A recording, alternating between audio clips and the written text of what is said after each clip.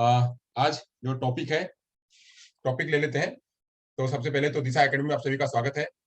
मैं संतोष सर आपके बीच theories of learning का पार्ट 2, जिसमें कि दूसरा वाला भाग है गुथरी का संयुक्ता का सिद्धांत, जहां पे हम बगैर पुनर्बलन वाली बिहेवियरिज्म की थियरी पढ़ रहे हैं, लर्निंग थियरी जिसमें पुनर्बलन नहीं है वो, तो उसमें ही ऐसे हम लेके आए गुथरी का संयुक्ता सिद्धांत।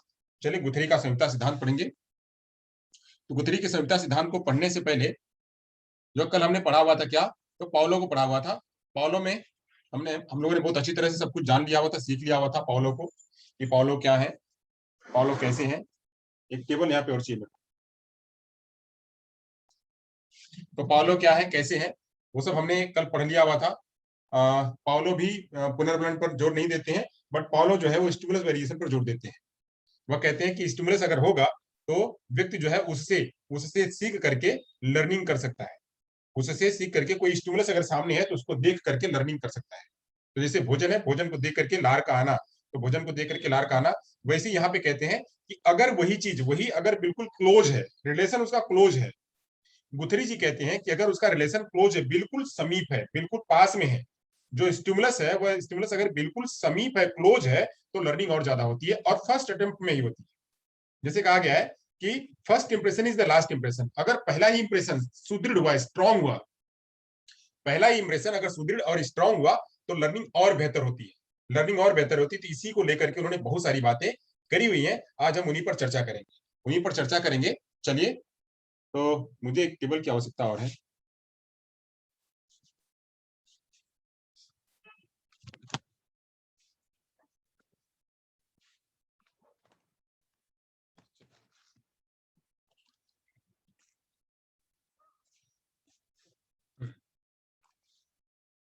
तो कर लेते हैं चर्चा, बिल्कुल बोर्ड पे करेंगे, बोर्ड से लेंगे।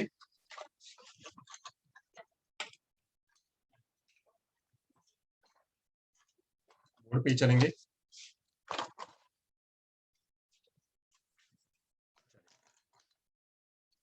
अगर किसी कोई प्रश्न होंगे तो हमको चैट बॉक्स में बताते चलेगा कि किसी का अगर कोई प्रश्न हो तो चैट बॉक्स भी हम खोले लेते हैं।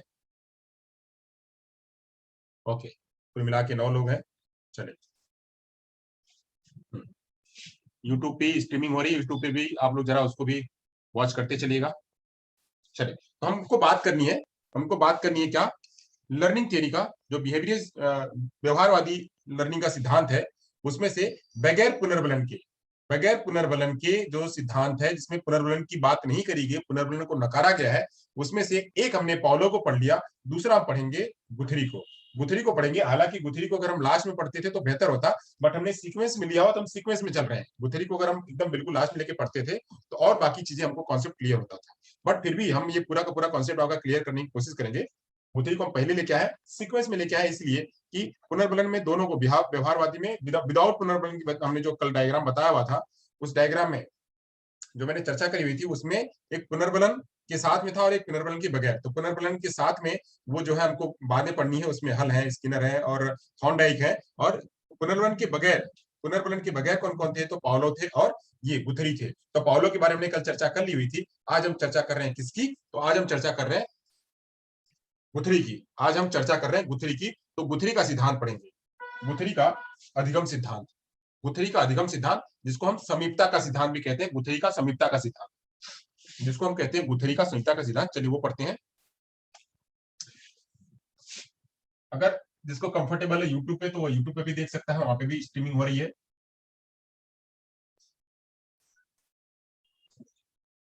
गुथरी का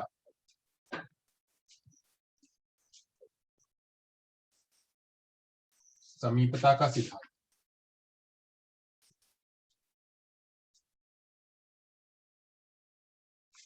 गुथरी का समीपता का सिद्धांत, गुथरी का समीपता का सिद्धांत। चलिए, तो गुथरी का समीपता का सिद्धांत इसलिए है कि यह बिल्कुल क्लोज रिलेशन रखता है। कहते हैं कि जितना क्लोज रिलेशन होगा उतना ही व्यक्ति जो है वह अच्छी तरह से सीखेगा, जितना क्लोज रिलेशन होगा उतना ही व्यक्ति अच्छी तरह से सीखता है और उतना ही लर्निंग बेहतर होती है, उतना ही एसोसिएशन ज्यादा होता है। यहाँ पे भी एसोसिएशन की बात है कि एक स्टिमुलस के साथ में लर्निंग का जितना बेहतर, जितना अगाढ़, जितना गंभीर एसोसिएशन होगा उतना ही ज्यादा लर्निंग होगी। तो ये इसी पर हम चर्चा करेंगे। तो सबसे पहले जो है हम चर्चा कर लेते हैं गुथरी के बारे में। तो गुथरी जी जो है वो गुथरी जी मिलकर के हॉटन के साथ में मिलकर के प्रयोग करते हैं। गुथरी जी हॉटन के साथ मिलकर के प्रयोग करते हैं। तो इसीलिए इनको कहा जाता है गुथरी का हॉटन प्रयोग। इसीलिए इसको कहा जाता है गुथरी और हॉटन प्रयोग। हॉटन का प्रयोग, गुथरी हॉटन का प्रयोग ये भी कहा जाता है। तो ये प्रयोग जो है गुथरी जी ने किसके साथ में किया? तो गुथरी जी ने हॉटन के साथ में प्रयोग किया। गुथरी जी ने हॉटन के साथ में प्रयोग किया, इसीलिए इसको गुथरी हॉटन का प्रयोग भी कहा जाता है। इसीलिए इसे गुथरी हॉटन का प्रयोग भी कहा जाता है। चले हम बहुत बारीकी से समझेंगे, इसके एप्लीकेशन को भी समझेंगे, इसमें क्या है क्या नहीं उसके बारे में भी समझेंगे, सब कुछ बेहतर तरीके से समझेंगे। सब कुछ चीजें जो है बेहतर तरीके से समझेंगे। चलिए पहले समझ लेते हैं गुथरी जी थे कौन। पहले गुथरी जी थे कौन उनके बारे में पहले चर्चा कर लेते हैं, फिर आगे चलेंगे, बहुत विस्तार में चर्चा करेंगे और बेहतर तरीके से चर्चा करेंगे। चलिए, होप आप लोगों को समझ में आ रहा होगा, बिल्कुल मेरी आवाज क्लियर होगी, सब कुछ एकदम क्लियर होगा। सिस्टम में थोड़ा सा देर लगती है, सिस्टम एकदम सेट हो गया है। जो कंप्यूटर था, डेस्कटॉप था, उस डेस्कटॉप पे नहीं, लैपटॉप पे हम चला रहे हैं, तो सब कुछ एकदम क्लियर होगा। होप अगर एक होगा तो मुझे मैसेज कर दीजिएगा। अब चलिए हम चर्चा करते हैं गुथरी और हॉटन का प्रयोग, और साथ साथ में चैट भी करते चलेगा आप लोग, ताकि हमको ये समझ में आती रहे कि कहीं कोई समस्या तो नहीं है, या कहीं कुछ आप लोग वन वे नहीं होना चाहिए। देखिए, लर्निंग वन वे नहीं होनी चाहिए, लर्निंग टू वे होनी चाहिए। लर्निंग जो है वह टू वे होनी चाहिए हमेशा। चलिए, तो बात करेंगे हम हॉटन की और गुथरी की। तो पहले हम गुथरी की चर्चा करेंगे। गुथरी जी थे कौन, गुथरी जी कौन थे, उनकी चर्चा करेंगे। जस्ट सेकेंड, हाँ, हमको यहाँ पे चैट भी दिखता रहे कि चैट में क्या चल रहा है। चलिए, बहुत बढ़िया। महेंद्र जी, विशाल जी, मनीष पटेल जी, सभी लोग एकदम बिल्कुल जुड़े हुए हैं। हस्तीबा भी जुड़ी हुई हैं। Good morning. चलिए, सुंदर। तो कई चीजें हमको देखना रहेगा, सभी सभी चीजें हम देखते चलेंगे। चलिए, सुंदर, अति सुंदर। तो अब हम यहाँ से बात करेंगे क्या, यहाँ से बात करते हैं हॉटन और गुथरी का प्रयोग। तो हॉटन के बारे में समझते हैं, हॉटन कौन है। हॉटन और नहीं, गुथरी के बारे में समझेंगे, हॉटन के बारे में समझेंगे। पहले हम गुथरी को समझ लेते हैं कि गुथरी जी थे कौन। चलिए, एकदम मुद्दे पे फ्लो में चलेंगे हम। यहाँ से गाड़ी बिल्कुल रुकेगी नहीं, एकदम स्पीड में चलेगी, तो स्पीड में आप लोग भी बिल्कुल कवर करते चलिएगा।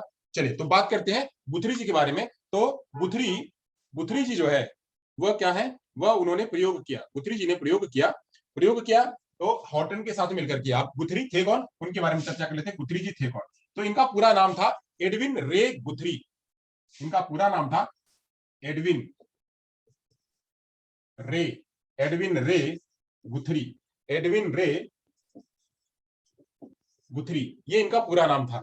एडविन रे गुथरी इनका पूरा नाम था। और ये इनका जो कार्यकाल था यह था 1889, 1889, 1886, 1886 से लेकर के 1959 तक ये इनका कार्यकाल था। ये इनका कार्यकाल था। और यह थे कौन, तो यह एक व्यवहारवादी अमेरिकन साइकोलॉजिस्ट थे। यह एक, इसको भी समझते चलते हैं। पहले इनके थोड़ा सा इनके बारे में जान लेते हैं, ताकि ये अगर इसके बारे में भी कभी प्रश्न आए तो आप इसका जवाब आप दे सके कि ये थे कौन।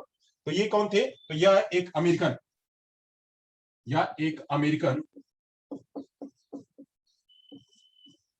व्यवहारवादी, यह एक अमेरिकन व्यवहारवादी मनोवैज्ञानिक थे। क्योंकि मनोवैज्ञानिक के बाद में बने, मनोवैज्ञानिक के बाद में बने। पहले क्या थे, ये मनोवैज्ञानिक बाद में बने, या थे मनोवैज्ञानिक बाद में बने। अमेरिकन अमेरिकन मनोवैज्ञानिक थे, व्यवहारवादी मनोवैज्ञानिक थे। यह मनोवैज्ञानिक बाद में बने, बट उससे पहले क्या थे, यह मैथ के टीचर थे। यह क्या थे, यह मैथ के टीचर थे और एक फिलोसोफर भी थे। यह बहुत ही विद्वान व्यक्ति थे अमेरिका के, गुथरी जी। और यह पहले मैथ के जो गणित पढ़ाने वाले एक शिक्षक थे, और ये उसी समय फिलोसोफर भी, एज ए फिलोसोफर भी काम कर रहे थे, तो फिलोसोफर भी थे। तो यह एक गणित के शिक्षक एवं दार्शनिक भी थे, बट दार्शनिक पहले थे, गणित के शिक्षक और दार्शनिक पहले थे, बाद में जाकर के या इन्होंने मनोविज्ञान का रास्ता चुना, बाद में इन्होंने मनोविज्ञान का रास्ता चुना। इन्होंने जो है इन दोनों चीजों को, गणित और दर्शन को छोड़ करके ये जो है इन्होंने मनोविज्ञान का रास्ता चुना। और यूनिवर्सिटी ऑफ वाशिंगटन में, यूनिवर्सिटी ऑफ वाशिंगटन में, यूनिवर्सिटी ऑफ वाशिंगटन में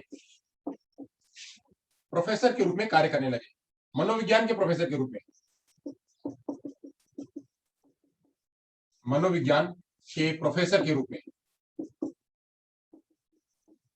मनोविज्ञान के प्रोफेसर के रूप में कार्य किया। अब यह गुथरी जी जो थे, गुथरी जी पहले बहुत ही, आप समझ सकते हैं कि गणित के शिक्षक थे, दार्शनिक भी थे, तो फिर बाद में मनोविज्ञान इन्होंने रास्ता चुना। तो इनकी कितनी डेडिकेशन रही होगी मनोविज्ञान के प्रति। तो ये इन्होंने वहीं से जो है आगे जाकर के वहीं पढ़ाते पढ़ाते ये हॉटन जी से मिले। हॉटन जी, जीपी हॉटन, ये बाद में उसके बाद ये जीपी हॉटन जी से मिले, जीपी हॉटन जी से मिले। जीपी हॉटन जी से मिलकर के, जीपी हॉटन जी से मिले और उनसे मिलकर बिल्लियों पर प्रयोग किया, मिलकर बिल्लियों पर प्रयोग किया। किस पर प्रयोग किया? तो बिल्लियों पर प्रयोग किया। किसके साथ में मिलकर के? तो जीपी हॉटन जी के साथ में मिलकर के। या चलिए इसको जो है अंडरलाइन कर लेते हैं। तो इनका पूरा नाम था एडविन रे गुथरी, एडविन रे गुथरी। इनको गुथरी के नाम से भी जाना जाता है, कहीं एडविन गुथरी के नाम से भी जाना जाता है, कहीं एडविन आर गुथरी के नाम से भी जाना जाता है। ये याद रखिएगा, कहीं एडविन गुथरी के नाम से भी जाना जाता है, कहीं एडविन आर गुथरी के नाम जाना जाता है, कहीं गुथरी के नाम से भी जाना जाता है। अब यह क्या थे? तो यह एक साइकोलॉजिस्ट थे, यह एक मनोवैज्ञानिक थे। कहाँ के थे? तो अमेरिका के रहने वाले थे। तो और क्या थे? यह व्यवहारवादी थे। तो व्यवहारवादी थे, इसीलिए व्यवहारवादी की कड़ी में इनका नाम रखा गया है। इसीलिए व्यवहारवादी अधिगम का थियरी बनाने वाले के रूप में इनका नाम रखा गया है। तो ये व्यवहारवादी थे, बिहेवियरिज्म में थे, माने जाते हैं, इसीलिए पाउलो के साथ इनका नाम जोड़ा गया। अब यह जो पहले गणित के शिक्षक थे, किसके शिक्षक थे? तो गणित के शिक्षक थे और एक दार्शनिक भी थे। बट गणित के शिक्षक थे और दार्शनिक थे, वह चीज इनमें उनको बहुत रुचि नहीं आई। आगे जाके इनकी रुचि जो है मनोविज्ञान में बढ़ी, इनकी रुचि मनोविज्ञान में बढ़ी। तो मनोविज्ञान में जाकर के वह मनोविज्ञान के रूप में इन्होंने काम किया और यूनिवर्सिटी ऑफ वाशिंगटन में इन्होंने जो है मनोविज्ञान के प्रोफेसर के रूप में चुना, मनोविज्ञान के प्रोफेसर के रूप में चुने गए। अब वहां से इनकी जर्नी स्टार्ट हो गई। किसके बारे में? वहां से इनकी जर्नी स्टार्ट हुई मनोवैज्ञानिक के रूप में, और ये इन्होंने कार्य करना स्टार्ट किया। फिर वहीं इनकी मुलाकात हुई जेपी हॉटन जी से, इनकी मुलाकात हुई जेपी हॉटन जी से। जेपी हॉटन जी भी इसी मुद्दे पर, लर्निंग के मुद्दे पर ही काम कर रहे थे। तो इन दोनों लोगों ने मिलकर के काम किया, जेपी हॉटन जी और ये दोनों लोग मिलकर के इन्होंने बिल्लियों पर प्रयोग किया। किस पर प्रयोग किया? तो बिल्लियों पर प्रयोग किया। इन्होंने बिल्लियों पर प्रयोग किया और बिल्लियों पर प्रयोग करते करते बिल्लियों पर प्रयोग किया और बिल्लियों पर प्रयोग करने से इन्होंने एक जो है एक थियरी निकाली।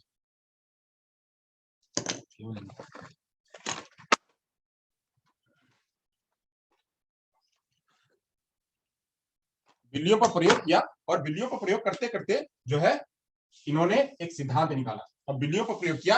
हालांकि चूंकि जो है ये इनका एक कहीं कहीं मिलता है, गुथरी जी खाली बिल्लियों पर ही नहीं प्रयोग किया है, इन्होंने खरगोश पर भी प्रयोग किया हुआ है। इन्होंने बिल्लियों पर ही नहीं प्रयोग किया, इन्होंने खरगोश पर भी प्रयोग किया हुआ है। बट जो फेमस है, इनका जो थियरी फेमस है वो बिल्लियों पर फेमस है और जेपी हॉटन जी के साथ में, जीपी हॉटन जी के साथ में इनकी थियरी जो है वो फेमस है। चले तो बात करते हैं, इन्होंने बिल्लियों पर प्रयोग किया और बिल्लियों पर प्रयोग करते करते इन्होंने क्या दिया? इन्होंने एक सिद्धांत दिया। उस सिद्धांत का नाम था क्या? समीपता अनुबंधन सिद्धांत। समीपता अनुबंधन सिद्धांत। समीपता अनुबंधन सिद्धांत इन्होंने दिया। क्या सिद्धांत दिया? तो समीपता अनुबंधन सिद्धांत इन्होंने दिया। जैसे अनुबंधन सिद्धांत उन्होंने दिया, अनुबंधन मतलब एसोसिएशन जैसे उन्होंने दिया, स्टिमुलस को साथ में, पाउलो जी ने स्टिमुलस के साथ में जो है उन्होंने जोड़ा कि घंटी बजाओ खाना दो, घंटी बजाओ खाना दो, तो बाद में जो है आदत में निर्माण हो सकता है, आदत में सुधार हो सकता है। तो जैसे उन्होंने बताया वैसे अनुबंधन यहाँ पे भी इन्होंने किया। तो समीपता अनुबंधन का सिद्धांत इन्होंने दिया। इसको कहते हैं स्टिमुलस रिस्पॉन्स एसोसिएशन, जिसको कहते हैं अंग्रेजी में कहते हैं क्या? स्टिमुलस, इसको कहते हैं स्टिमुलस रिस्पॉन्स एसोसिएशन।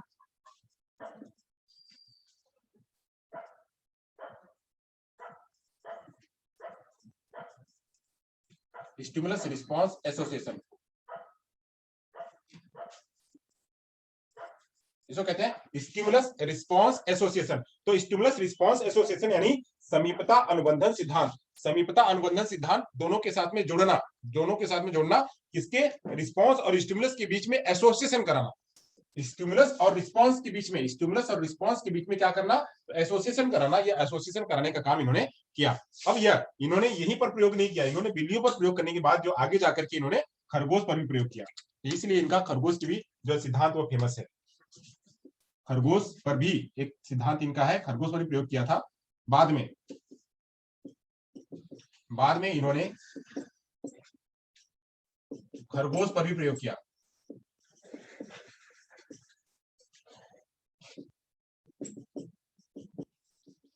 खरगोश पर प्रयोग किया, तो खरगोश पर प्रयोग किया। आगे जाकर के ये अभी हमको खरगोश को नहीं पढ़ना, बस इतना जानकारी के लिए आपके बेस जानकारी के लिए मैं बता रहा हूँ, कितना जानकारी आप रखे रहिए कि खरगोश पर इन्होंने प्रयोग किया। बट अभी हमको क्या पढ़ना है, अभी हमको पढ़ना है बिल्ली पर। बिल्ली पर प्रयोग करके इन्होंने समीपता अनुबंधन का सिद्धांत दिया। इसी पर आते हैं प्रश्न, आते हैं वो रीड में भी प्रश्न आते हैं, सीरियल में भी एक दो बार प्रश्न आया हुआ है, किसको किसने दिया हुआ और किसके साथ में इन्होंने काम किया हुआ। समीपता का सिद्धांत किसके साथ में काम करके दिया हुआ है, समीपता के सिद्धांत में किसने काम किया, समीपता का सिद्धांत किसने दिया हुआ, इस पर प्रश्न आता है। तो हमको समीपता का सिद्धांत ध्यान करना है और किस पर प्रयोग किया था ये भी पूछा जाता है कभी कभी।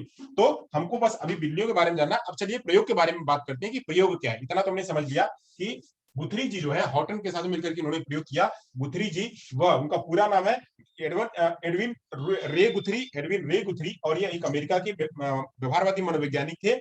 यह पहले गणित के शिक्षक थे, फिर बाद में जो है वो दार्शनिक ये बने। फिर उसके बाद जाकर के इन्होंने इन दोनों को छोड़ करके वो जाकर के जो है वो मनोविज्ञान उन्होंने चुना और वाशिंगटन यूनिवर्सिटी में जाकर के इन्होंने वहां पे प्रोफेसर के रूप में काम किया। फिर आगे जाकर के हॉटन के साथ मिलकर के इन्होंने बिल्लियों पर प्रयोग किया और प्रयोग का एक प्रयोग दिया जिसको कहते हैं समीपता अनुबंधन का सिद्धांत। अब आके हम चर्चा करेंगे कि यह सिद्धांत जो है कैसे प्रयोग किया इन्होंने और क्या उन्होंने अपनी बातों में रखा। चलिए इसकी चर्चा कर लेंगे।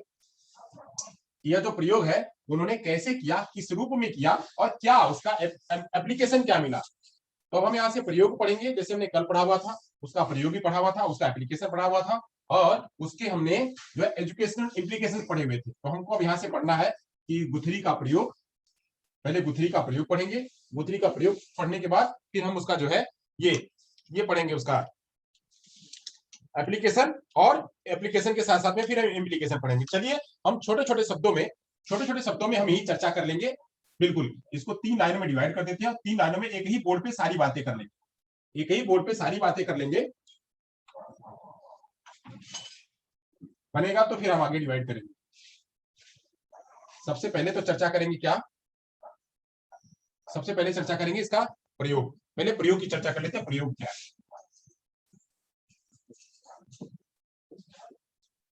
गुथरी हॉटन का प्रयोग, गुथरी हॉटन का प्रयोग। अब गुथरी हॉटन का प्रयोग जो है यह प्रयोग किया गया, तो प्रयोग किया गया कैसे किया गया। तो सबसे पहली बात तो है गुथरी और हॉटन ने किस पर प्रयोग किया, तो इन्होंने गुथरी और हॉटन ने बिल्ली पर प्रयोग किया। चलिए सबसे पहला तो ये समझ लेते हैं कि यह प्रयोग जो हुआ था किस पर हुआ था, बिल्ली पर।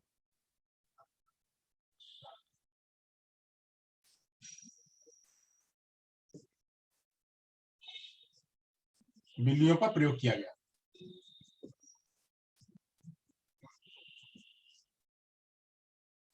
बिल्लियों पर प्रयोग किया। अब बिल्लियों में, अब यहाँ पे जो बिल्लियों का प्रयोग किया इसमें जो है एक पहेली बॉक्स बनाया गया, जिसमें एक पहेली बॉक्स का निर्माण किया गया और उस पहेली बॉक्स में एक छड़ी लगाई गई।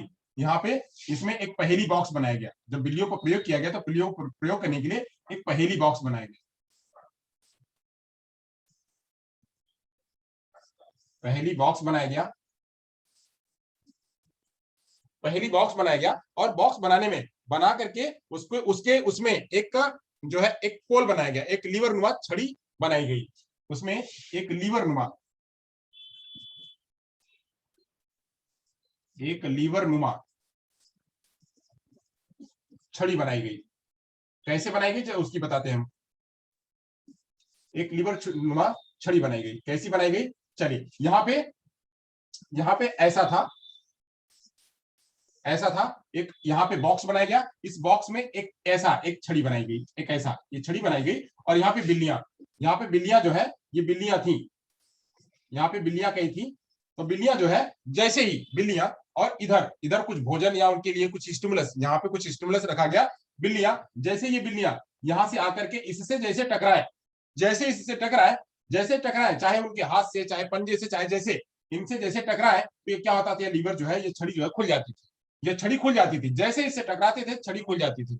तो खुल जाती थी तो एक बार खुलने के बाद ये ले लेते थे, फिर दोबारा बंद हो जाती थी, दोबारा बंद हो जाती थी। इसीलिए इस बॉक्स को कहा गया क्या, लीवर नुमा छड़ी बॉक्स।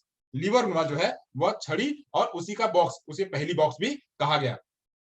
इसमें इसमें जब जैसे ही इसको बिल्लियां जैसे इसको छूती थी, जैसे छूती थी, चाहे उनकी पूंछ से छू जाए, चाहे उनके मुंह से छू जाए, चाहे उनके बदन से, शरीर से छू जाए, जैसे भी छू जाता था, यहाँ पे बिल्ली है, इसने छुआ, ये खुल गया, यहाँ पे ये बिल्ली है, यहाँ आई, ये छुआ, ये खुल गया। ऐसे जैसे जैसे छूते थे वैसे खुल जाते थे। यानी जब बिल्कुल इनके समीप आते थे, यहाँ समीपता का सिद्धांत ये, जैसे इनके समीप आते थे, समीप आने पर यह दरवाजा, ये जो है, ये छड़ी खुल जाती थी। बट एक बार जैसे ये खुल जाती थी, पहली बार में जैसे इनको खुल जाती थी, इनको आभास हो जाता था, पहले ज्ञान हो जाता था पहली बार में।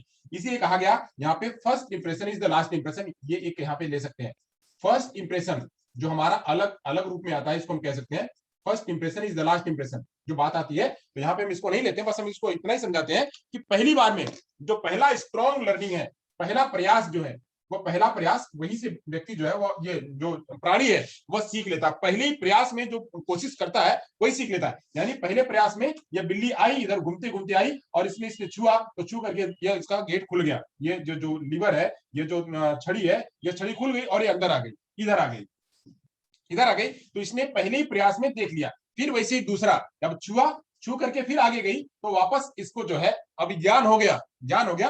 अब यह दोबारा इसको कोई कोशिश करने की आवश्यकता नहीं है, दोबारा कोई कोशिश करने की आवश्यकता नहीं होती है।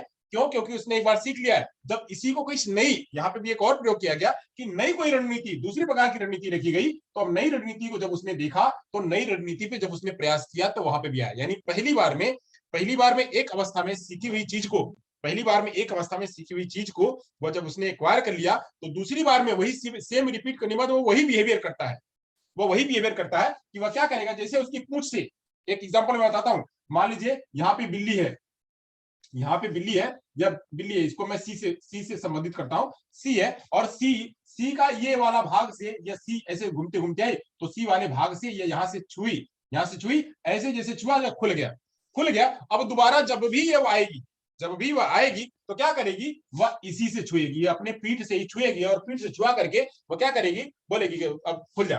तो यह कोशिश करेगी, पहला कंडीशन। एक कंडीशन में बताता हूं। दूसरी कंडीशन में क्या, कि एक बिल्ली ऐसी थी कि जैसे ही उसने यहाँ पे वह घूमी, जैसे ही यह घूमी, तो पहली बार तो निकल गई। जैसे ही वह निकली, तो उसकी जो टेल थी, पूंछ से वह छू गई, और दरवाजा खुल गया। तो उसको आभास हो गया कि पूंछ से ही यह दरवाजा खुलता है, पूंछ के टकराने से, पूंछ के करने से ही खुलता है। तो वो बिल्कुल अब उसको यह आभास नहीं है कि हम किसी भी चीज से खोलेंगे तो खुल जाएगा, कहीं भी छुआएंगे तो छूने से खुल जाएगा। बट उसको इतना आभास है कि पूंछ जैसे लगेगी वो खुलेगा। तो यहाँ पे वो बार बार, जब दूसरी बार भी अगर यही कंडीशन है और इसको निकाल करके फिर से वापस यहाँ कर दिया गया, मान लीजिए ये तो ये अंदर आ गए, अंदर आने के बाद जब इसको वापस से यहाँ कर दिया गया, निकाल करके, चलो तुम भी आ जाओ यहीं, फिर जब इसको भूख लगी, या जब फिर भी इसको लगा, तो अब यहाँ आने की इसने कोशिश करी, तो इसने जो पहले पूर्व वाला ज्ञान वाला सीखा हुआ है, जो पहले का पूर्व ज्ञान सीखा हुआ है, उसी पूर्व ज्ञान के सीखने के आधार पे यह क्या करती है, वापस से पूंछ लगाती है, और पूंछ लगा कर खोल लेती है, क्यों? क्योंकि इसको एक बार लर्निंग हो चुकी है, एक बार में इसका दरवाजा खुल गया है, ये एक बार में ये जो लीवर, जो यह छड़ी है, वह खुल चुकी है। तो ये बार बार वही प्रयास करती है, प्रयास करके वह खोलने का कोशिश करती है। तो यहाँ पे एक चीज इन्होंने ये भी बताया कि एक बार में समीपता मतलब एक बार जो स्ट्रॉन्ग जो एसोसिएशन अगर हो जाता है, उसी से जो एक बार लर्निंग होती है, तो दोबारा लर्निंग में इन्होंने ये भी बताया कि दोबारा जब लर्निंग होती है, तो प्रीवियस लर्निंग के आधार पर व्यक्ति कार्य करता है। कुछ नया कराना है तो उसके लिए नवीन प्रवृत्ति वहां पे करानी पड़ती है, नवीन ज्ञान वहां देना पड़ता है, नवीन सिचुएशन वहां पे रखनी पड़ती है, यानी कोई नई सिचुएशन वहां पे रखनी पड़ती है। तो ये चीज इन्होंने ये भी बताया।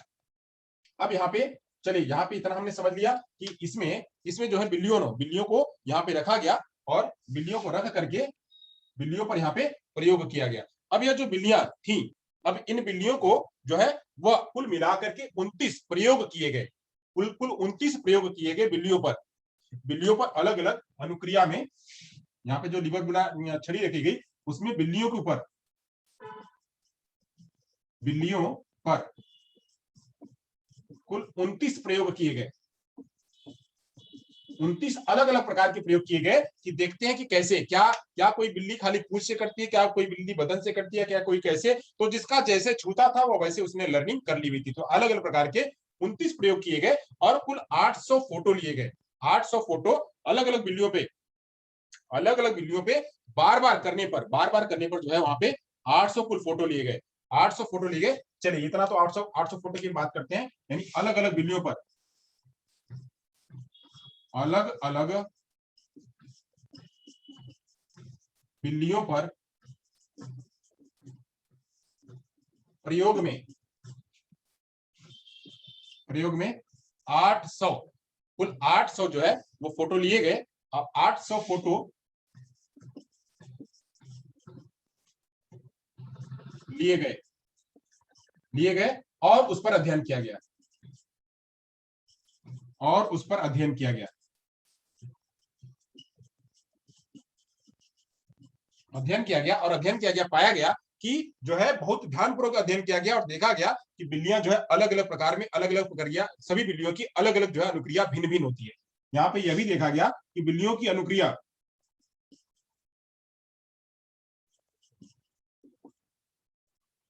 बिल्लियों की अनुक्रिया यानी रिस्पॉन्स, अनुक्रिया भिन्न भिन्न होती है।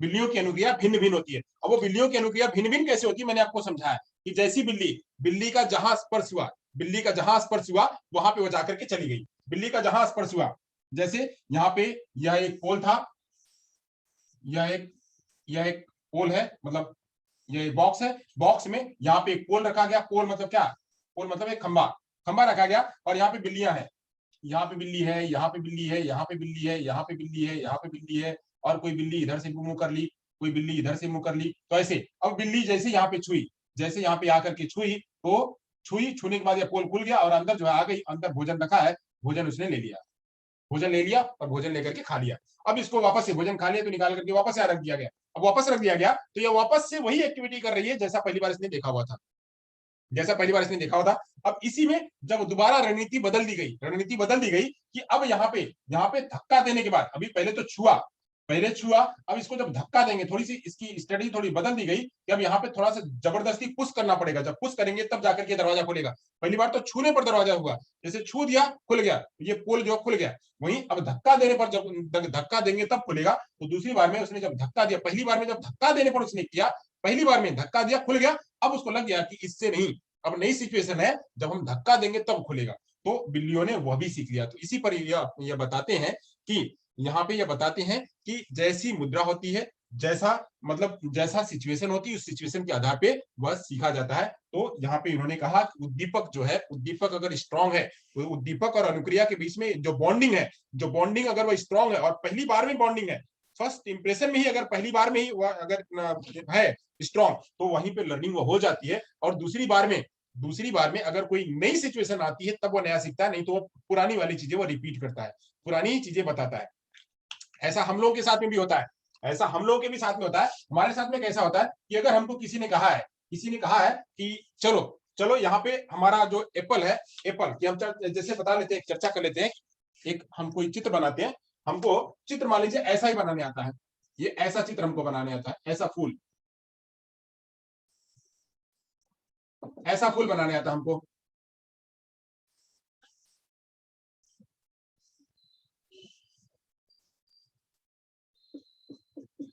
हमको ऐसा फूल बनाने आता है, बस हमको यही फूल बनाने आता है।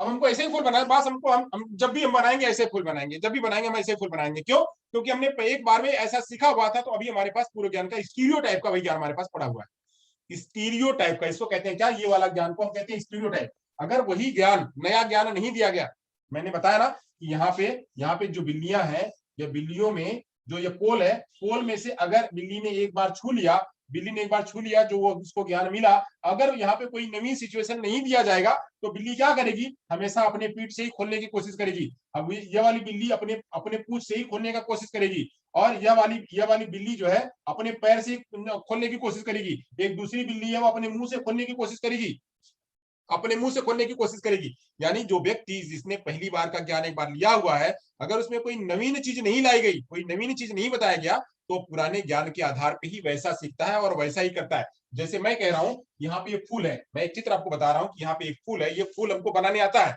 ये फूल मुझे बनाने आता है कि ये फूल है। अब ये फूल के अलावा मुझे और कोई फूल नहीं बनाने आता है, मुझे और कोई फूल नहीं बनाने आता है। बट अगर मुझे कोई नया फूल बनाने की ट्रेनिंग दे दी गई, मुझे कोई नया फूल बनाया और मैंने पहली बार में वो फूल बनाना सीख लिया, मैंने पहली बार में वो फूल अगर बनाना सीख लिया, चाहे वो गुलाब का फूल हो, चाहे गेंदे का फूल हो, चाहे किसी प्रकार का फूल हो, वह फूल अगर हमको बनाने आ गया तो क्या होगा, अब मैं इस वाले को भूल करके, या ये वाला भी हमारे ज्ञान पास आएगा, बट मैं दूसरी वाली क्रिया में भी पहुंच पाऊंगा। तो पहुंच पाऊंगा, जब तक नहीं आएगा तब तक मैं इसी को क्या करूंगा, इसी को रूढ़िबद्ध तरीके से, इसी को स्टीरियोटाइप मैं क्या करूंगा, इसी को सीखते रहूंगा, इसी को स्टीरियोटाइप मैं सीखते रहूंगा। तो यह यहाँ पे इन्होंने भी ये भी कहा कि ज्ञान जो है बिल्कुल जब समीप होता है, बिल्कुल समीप होता है, बिल्कुल एसोसिएशन स्ट्रांग होता है, तब जाकर के सीखते हैं। तो इसी को उन्होंने कहा क्या, समीपता का सिद्धांत। यहां तक आप लोग समझ गए होंगे समीपता के सिद्धांत को, समीपता के सिद्धांत को आपने समझ लिया होगा। अब इसी में इन्होंने क्या किया, तो इसी में इन्होंने जो है 800 कुल बिल्लियों पर 800 फोटो लिए और अलग अलग प्रकार की 29 प्रयोग किए, बिल्लियों पर ही 29 प्रयोग किए अलग अलग रूपों में। जैसे मैंने बताया कि किसी को जो है पूंछ से, किसी को ऐसे, किसी को ऐसे, किसी को ऐसे, कुल मिलाकर के 29 प्रयोग किए, 29 प्रयोग किए, 29 प्रयोगों पर 800 अलग अलग प्रकार के फोटो लिए और उसी पर एनालिसिस किया, देखा कि बिल्लियां जो है, कुछ बिल्लियां एक बार में प्रयास करने पर जो सीख लिया उसी को बार बार रिपीट कर रही है, कुछ को देखा जब नई सिचुएशन दी गई तो उसमें जो नया सीखा वो वैसा कर रही है, तो इस पे जो है उन्होंने सिद्धांत बनाने की कोशिश करी, अब आगे चलते हैं।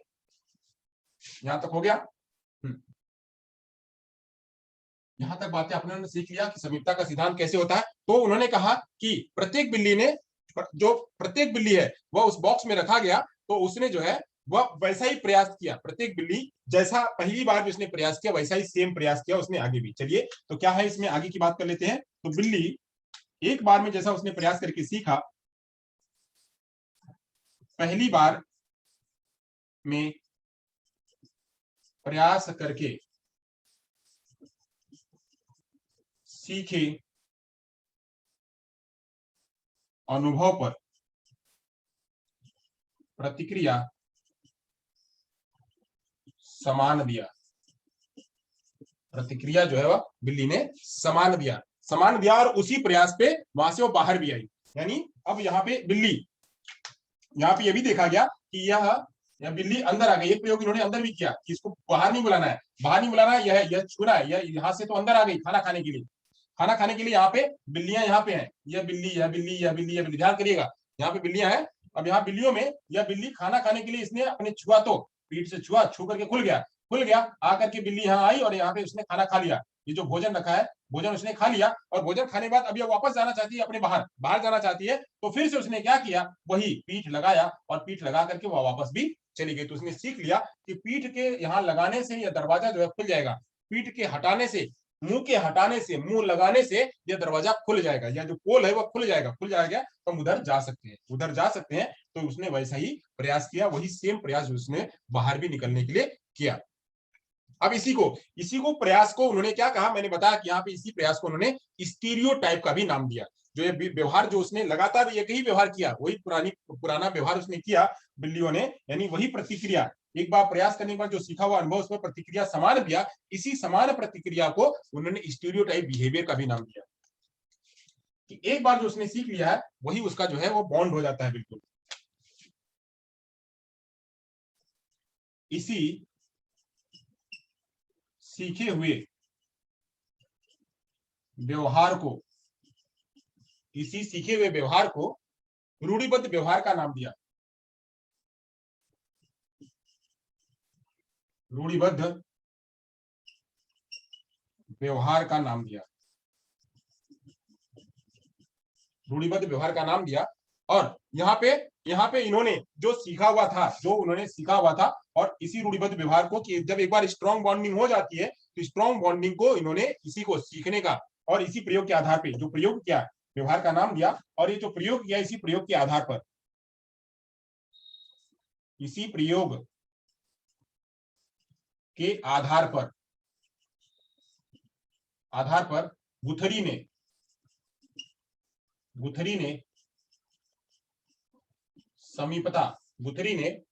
समीपता अनुबंध सिद्धांत भी दिया। समीपता अनुबंध सिद्धांत भी दिया। समीपता अनुबंध सिद्धांत भी दिया।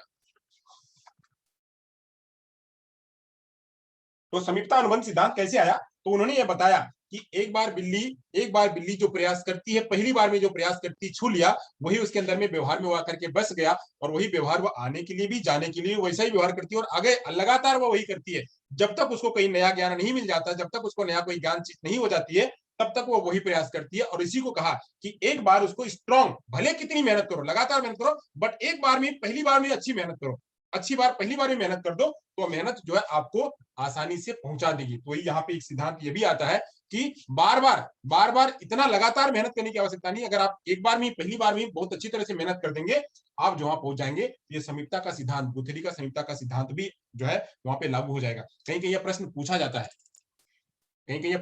जाता है कि अगर आप पहली बार में, पहले अटेम्प्ट में ही कोशिश करके अगर आप कुछ सीख लेते हैं, तो वह किस में आएगा? तो वह उस सिद्धांत को कौन से सिद्धांत के साथ में जोड़ा जा सकता है? गुथरी के सिद्धांत के साथ में, पाउलो के सिद्धांत के साथ में, स्किनर के सिद्धांत के साथ में, या किसके सिद्धांत के साथ में? यहाँ पे जो आएगा वो आएगा क्या? समीपता के सिद्धांत में, कि आपने पहली बार में कोशिश करी, और पहली बार में अच्छी कोशिश करी और आप क्वालिफाई कर गए, पार कर गए। तो अब जब भी आप दूसरा कोई एग्जाम देंगे, या जब भी कोई दूसरा काम के लिए एफर्ट करेंगे, तो आप वही रूल, वही फॉर्मूला अपनाएंगे, वही फॉर्मूला अपनाएंगे। और जब वही रूल और वही फॉर्मूला अपनाते हैं, तो उसको भी नाम उन्होंने दिया, क्या नाम दिया? उसको नाम दिया स्टीरियोटाइप। या रूढ़िबद्ध व्यवहार, या स्टीरियोटाइप, कि आप जो है पुराना सीखे हुए हैं वही आज भी अप्लाई कर रहे हैं। तो जो पुराने वाले लोग, जैसे लोग कहते हैं ना कि हमने ट्रेनिंग ली हुई है, हम तो ऐसे कर रहे थे, हम तो ऐसे कर रहे होते, अब वो उनका क्या है? उन्होंने सीखा हुआ तो है, उन्होंने भी सीखा हुआ है, बट उनका सीखा उन्होंने पहली बार में सीखा हुआ था, तो उनके साथ में बॉन्डिंग हो गई थी, और वो उसी को अभी भी फॉलो कर रहे हैं। तो उनका समीप एकदम बिल्कुल क्लोज हो गया था उस टाइम पे, उन्होंने कोई नई चीज को उसमें जोड़ा नहीं, इसलिए वह रूढ़िबद्ध की तरह से चला आ रहा है। तो यह भी ज्ञान उसके साथ में आ सकता है कि आप जब एक बार में, पहली बार में बॉन्डिंग करा देंगे, पहला इंप्रेशन अगर बच्चे को अच्छा करा देंगे, पहली चीज अगर अच्छी तरह से करा देंगे, तो लगातार उसी पर वह चलने लगेगा, करने लगेगा। और इसी सिद्धांत को उन्होंने कहा क्या? समीपता का सिद्धांत। इन्होंने समीपता का सिद्धांत आगे जाकर के उसको कहा। चलिए, यहां तक हमने समझ लिया क्या क्या हमने बातें करी, कि एक बार हम वापस से रिपीट कर देते हैं। हमने पिछली बार बात करी, हमने इसके पहले बात करी कि जो हॉटन जी थे, गुथरी जी थे, वो कौन थे? तो गुथरी जी जो है वो एक अमेरिकन साइकोलॉजिस्ट थे, और उन्होंने हॉटन के साथ मिलकर के प्रयोग किया। प्रयोग जो है उन्होंने बिल्लियों पर प्रयोग किया। वो वाशिंगटन यूनिवर्सिटी में मनोविज्ञान के प्रोफेसर थे, और वहीं से आगे आकर के उन्होंने प्रयोग किया। और उसी प्रयोग को जो दोनों लोगों ने मिलकर के प्रयोग किया, उस प्रयोग को कहा जाता है क्या? कि समीपता का सिद्धांत, गुथरी का समीपता का सिद्धांत, या गुथरी का अनुबंध समीपता अनुबंधन सिद्धांत, उसी को गुथरी का समीपता अनुबंधन सिद्धांत भी कहा जाता है। तो ये सिद्धांत कहा गया। अब इस सिद्धांत में बात क्या करी गई? तो इसमें जो है बिल्लियों का प्रयोग किया गया, और बिल्लियों को प्रयोग करने के लिए उन लोगों ने क्या किया कि एक ऐसा जो है एक बॉक्स बनाया। उस बॉक्स में एक छड़ी रखी, एक छड़ी या फिर एक लीवर या एक पुल बनाया, मतलब एक पोल मतलब खंबा, एक खंबा बनाया, और इसमें रख दिया बिल्लियों को रख दिया, और बिल्लियों को कहा कि जैसी सी बिल्लियां होंगी जो छुएंगी, जैसे छुएंगी पोल खुल जाएगा। तो खुल जाएगा। इस आधार पे जो है उन्होंने प्रयोग किया, और प्रयोग किया लगभग 29 प्रयोग किया।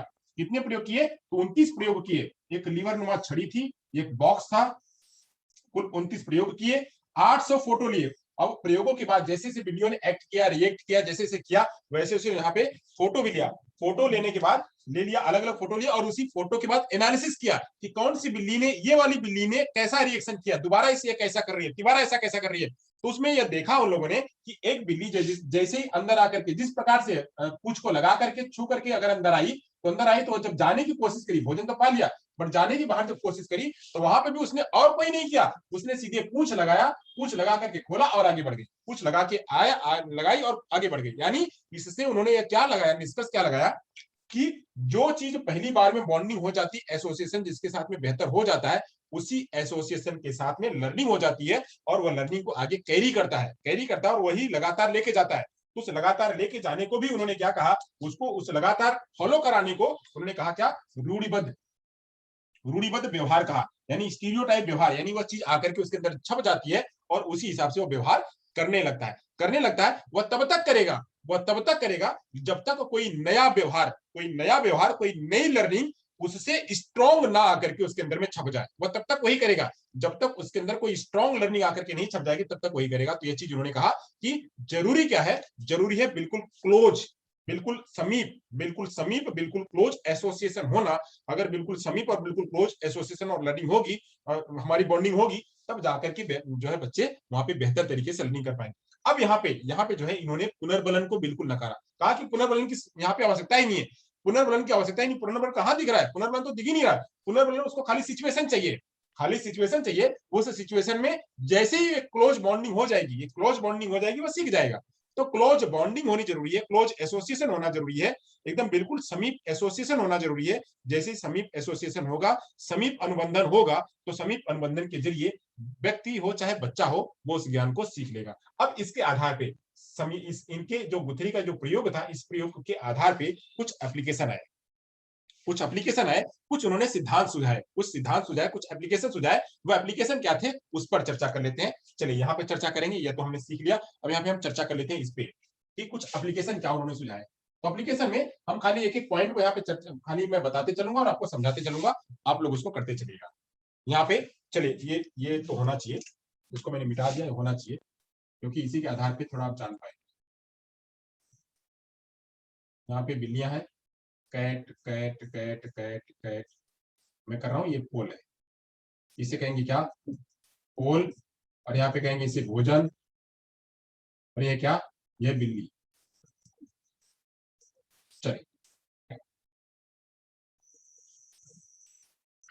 अब यहाँ पे लेते हैं हम एप्लीकेशन, क्या है एप्लीकेशन की चर्चा करते हैं। ये भी हो गया, हम यहाँ पे एप्लीकेशन की चर्चा करेंगे। बोर्ड बराबर दिख रहा है, हाँ चलिए दिख तो रहा है,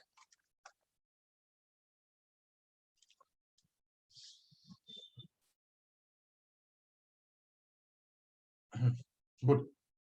अब यहाँ पे चर्चा करेंगे उसके सामान्य सिद्धांत, किसके, गुथरी के प्रयोग के आधार पर कुछ सामान्य सिद्धांत निकल के आए, उन सामान्य सिद्धांतों की चर्चा करते हैं।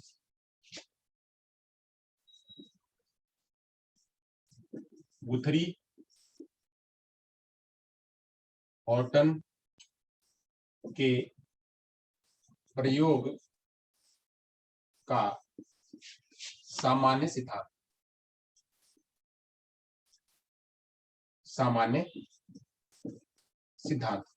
तो सामान्य सिद्धांत क्या दिए, वहां से निकल के क्या आया, तो समान के निकल करके आया, तो सबसे पहला निकल के क्या आया, सबसे पहली बात निकल के क्या आई, यहाँ पे समीपता का नियम। पहली बात जो निकल के आई, वो निकल के आई समीपता का नियम। सबसे पहला जो नियम निकल के आया, वो निकल के आया क्या, तो समीपता का नियम, समीपता का नियम। अब समीपता का नियम निकल गया, यानी ये कहा गया कि जो जैसा जैसा अनुबंधन होगा उद्दीपक और अनुक्रिया के बीच में जैसा एक क्लोज रिलेशन होगा, वहीं से जो कुछ बच्चा सीखेगा वही उसका होगा बिल्कुल क्लोज, वही होगा समीप। यानी यहाँ पे अगर कोई बच्चा है किसी बच्चे को जो है, अगर हमको गिनती सिखानी है, पढ़ाना सिखानी है, तो गिनती सिखाने के लिए, पढ़ाना सिखाने के लिए बच्चे को जो सबसे अच्छा बेहतर लगा, उसी को उसने चुन लिया, तो आगे जाकर के भी वो उसी तरह से करेगा। जैसे कोई हमको पढ़ाने सिखाता है, तो कोई हमको पढ़ाने सिखाता है कैसे, दो धन दो धन दो धन दो धन दो, ऐसे करोगे तो ये ऐसे जोड़ लोगे, तो दो एक कम दो, यहाँ पे एक बार, दो बार, तीन बार, चार बार, पांच बार, तो 5 बार हुआ, इसको 5 गुणे 2 कर लोगे तो 5 दूनी 10 हो जाएगा। यही हो गया, 2 2 4 2 6 2 8 2 10। तो इस तरह से पढ़ा है, किसी ने इस तरह से पढ़ा सिखा दिया। समझिए कैसे है, किसी ने इस तरह से समझा दिया, तो पहली बार में उसने इस तरह से सीख लिया, वो आगे जाकर के वैसे ही करेगा, पहाड़ों को उसी तरह से करेगा, चाहे छोटा पहाड़ा हो, चाहे बड़ा पहाड़ा हो, चाहे कोई भी हो, वो वैसे ही करेगा। गिनती सीखने के लिए बात हो, चाहे वह जोड़ करने की बात हो, चाहे गुणा करने की बात हो, चाहे भाग करने की बात हो, वो उसी तरह से सीखेगा। सीखने का जो तरीका जो उसके मस्तिष्क के पटल में पहली बार में छप गया है, जो पहला उसने एसोसिएशन कर लिया है, जो पहला अनुबंधन उसने कर लिया है, उद्दीपक के साथ में अनुक्रिया करते हुए उसने जो पहला अनुबंधन कर लिया है, वही अनुबंधन उसका आगे तक जाएगा, उसी को कहते हैं क्या, समीपता का सिद्धांत। किसी बच्चे ने ऐसे कर लिया, किसी बच्चे को ऐसे पढ़ाया गया, 2 के 2, 2 दूनी 4, 2 तिया 6, 2 चौको 8, 2 पचे 10, 2 छक्का 12, 2 सत्ते 14, 2 अट्ठे 16, 2 नौ 18, 2 धाम 20, ऐसे किसी ने बता दिया। पहाड़ा पढ़ते बोलते जाओ, रट्टा जिसको बोलते हैं रोट मेथड। तो रट्टा करते हुए रटते रटते बोलते जाओ, आता जाएगा, बोलते जाओ आता जाएगा। जैसे ही बोलना बंद कर दिया, भूल गया। किसी ने पूछ दिया, अच्छा 6 सत्ते कितना होगा? अब यहाँ पूछा 6 सत्ते कितना होगा? अब तो 6 सत्ते अब क्या होगा भाई, भूल गया। अब 6 सत्ते कितना होगा? अब क्या करेगा वह? 6 का पढ़ा पड़ेगा। 6 के 6, 6 दूनी 12, 6 तिया 18, 6 चौको 24, 6 पचे 30, 6 चौक 36, 6 सत्ते 42। अच्छा 6 सत्ते 42। अब वो करेगा जब पूरा पहाड़ा पढ़ लेगा तब बताएगा 6 सत्ते 42। डायरेक्ट वो यह नहीं कह पाएगा कि 6 सत्ते 42 होता है, वो नहीं कह पाएगा। यानी एक मेथड क्या है, एक मेथड मैंने बताया यह इसमें समीप हो गया, दूसरा मेथड हो गया यह इसमें समीप हो गया, तीसरा मेथड क्या हुआ कि बच्चे को आपने सिखाया, उसका एप्लीकेशन भी बताया, यह भी सिखाया, या सिखाने के साथ में यह भी सिखाया, तो वहां पे बच्चा इससे भी समीप हो जाएगा। जैसे ही आप पूछोगे 6 सत्ते 42 तो बच्चा तुरंत ऑन स्पॉट वहां पे क्लिक करेगा, वह भी बता सकता है। तो ऐसे ही यहाँ पे यह कहा जाता है, इन बिल्लियों के प्रयोगों के आधार पर यह प्रयोग निकला कि जो जो समीप में आया, चाहे उसकी पीठ समीप में आई उससे सीख लिया, उसकी पूंछ समीप में आई उससे सीख लिया, उसका पेट समीप में आया उससे सीख लिया, उसका मुंह थुथना अगर उसके साथ में आया तो थुथने के आधार में भी उसने सीख लिया, उसकी उसकी ये मूछ, बिल्ली की मूछ लगी, मूछ से भी सीख लिया। अब वो क्या करेगी? अब बिल्ली तो पगलेटी, बिल्ली को कौन सा ज्ञान है? तो पगलेटे तो हम आप ही हैं, हम आप भी वही करते हैं कि जैसे हुआ, अरे अब कहा कि भाई ऐसे धक्का मार तो खुलेगा। अरे भाई ऐसे भी धक्का मार सकते हो, ऐसे भी धक्का मार सकते हो, धक्का मारने के कई सारे तरीके, बट आपने देखा कि ऐसे मारेंगे तब खुलेगा। जैसे हम वो एक बार सुने ना अली बाबा 40 ओर, अली बाबा 40 ओर में कहता है कि खुल जा सिम सिम, तो खुल जा सिम सिम, अब वो कोड वर्ड था खुल जा सिम सिम, तो खुल जा सिम सिम से खुलेगा।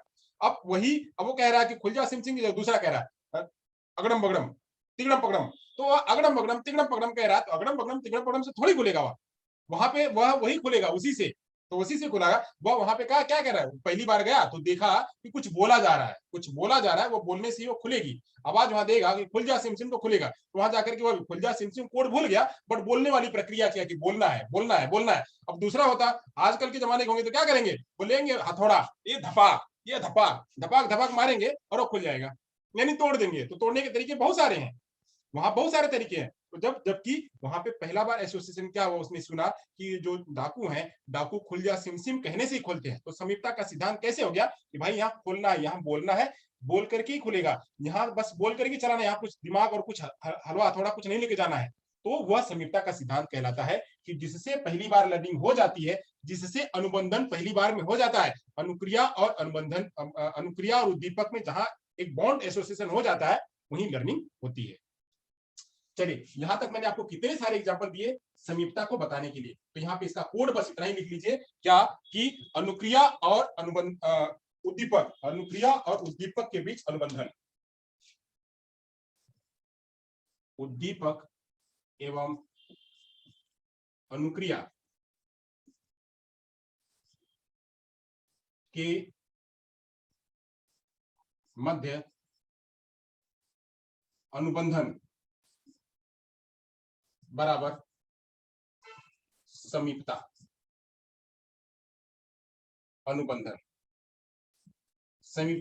अनुबंधन सिद्धांत। मतलब क्या कि उद्दीपक और अनुक्रिया के बीच में जितना स्ट्रॉन्ग बॉन्ड होगा, उद्दीपक और अनुक्रिया के बीच में जितना जो है स्ट्रॉन्ग बॉन्ड यानी एसोसिएशन जितना होगा, उतना ही जो है वो उसको सीख लेगा। और ये सीखना स्टीरियोटाइप भी चलता है, वो पीछे बताया गया। चलिए आगे बात करते हैं।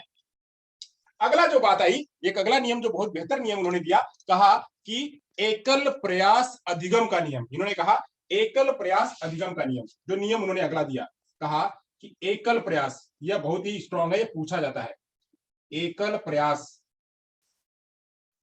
अधिगम, एकल प्रयास अधिगम नियम, एकल प्रयास अधिगम का नियम, यानी पहली बार में एकल प्रयास मतलब क्या, बार बार प्रयास करने की आवश्यकता नहीं है कि बार बार दिया। यहाँ बारंबारता को नकारा गया, यहाँ पे जो है बारंबारता का खंडन किया गया। किसका खंडन किया गया कि बारंबारता, जो बार बार प्रयास हो रहा है, जिसमें कि कहा गया किसमें जो हम बार बार उसमें पावलों में पावलो में कहा गया कि बार बार जब घंटी बजाएंगे बार बार घंटी बजाएंगे तो घंटी बजाएंगे बार बार घंटी बताते जाओ, खाना कम करो, खाना कम करो, खाना कम करो, तो वह सीख लेगा। तो यहाँ पे उन्होंने उसका खंडन किया, बारंबारता का नियम जो है उसका उन्होंने खंडन किया। इसी में बारंबारता में थॉर्नडाइक भी है। थॉर्नडाइक भी क्या करते हैं, वो बार बार प्रयास कराते हैं, तो बार बार प्रयास यानी अभ्यास कराते हैं ना, अभ्यास कहते हैं। तो अभ्यास बार बार कराने की आवश्यकता नहीं है, पहली बार में स्तक हो जाना चाहिए, पहली बार में ही ज्ञान बिल्कुल जाकर के समीप हो जाना चाहिए। बिल्कुल बार में जब समीप हो जाएगा तो जाकर के वह बिल्कुल ज्ञान हो जाएगा। तो इसी को कहते हैं क्या, एकल प्रयास अधिगम का नियम। जैसे ही इसने छू करके उसको लर्निंग हो गई, अब वो वही प्रयास वो बार बार करेगा।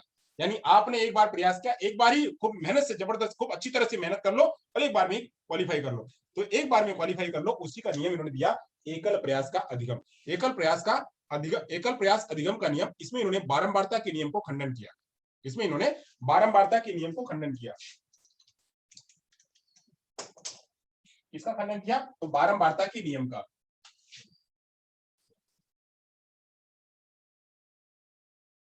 बारंबारता के नियम का खंडन किया, बारंबारता के नियम का खंडन किया। और सपोर्ट किसको किया, इसका तो खंडन किया, तो सपोर्ट किसका किया, ये सपोर्ट करते हैं, कहते हैं, सपोर्ट करके कहते हैं कि अगर जितना पहली बार में अच्छा प्रयास होगा, जितना पहली बार में अच्छा प्रयास होगा, अधिकतम शक्ति से उद्दीपक मिलेगा, जितना अधिकतम शक्ति से उद्दीपक मिलेगा, अधिकतम शक्ति एवं प्रयास से प्राप्त, अधिकतम शक्ति एवं प्रयास से प्राप्त, दिख रहा है ना, अधिकतम शक्ति एवं प्रयास से प्राप्त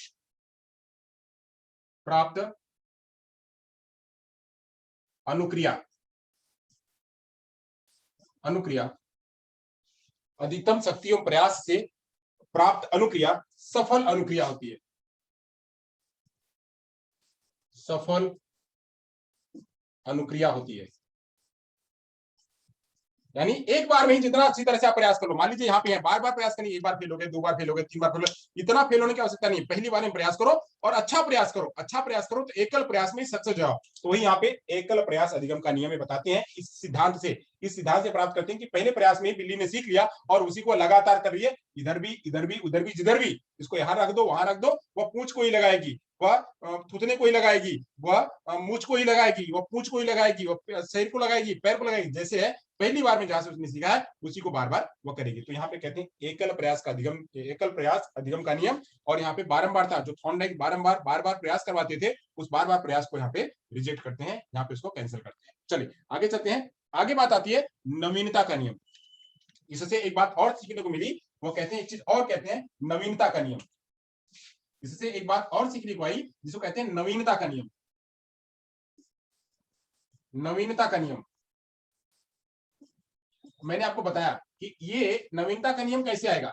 अगर आपको पहली वाली जो स्टीरियोटाइप की लर्निंग है, स्टीरियोटाइप का जो ज्ञान उसके पास आया है, अगर आपको उसको बदलाव करना है, अगर उसमें बदलाव करना है तो व्यक्ति को नई परिस्थिति में लेके जाना पड़ेगा, नई परिस्थिति में लेके जाना पड़ेगा। जब नई परिस्थिति में लेके जाएंगे तब वो कुछ नया सीखेगा, नहीं तो वो क्या होगा, जो पुरानी वाली चीज है उसी को दोहराते रहेगा। अगर पुरानी चीजों को दोहराने वाली वस्तु को, पुरानी दोहराने वाली चीजों को बदलाव करना है, पूर्व में प्राप्त अधिगम के दोहराव में बदलाव करने के लिए नवीन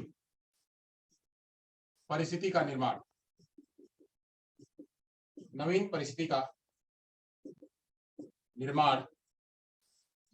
किया जा सकता है।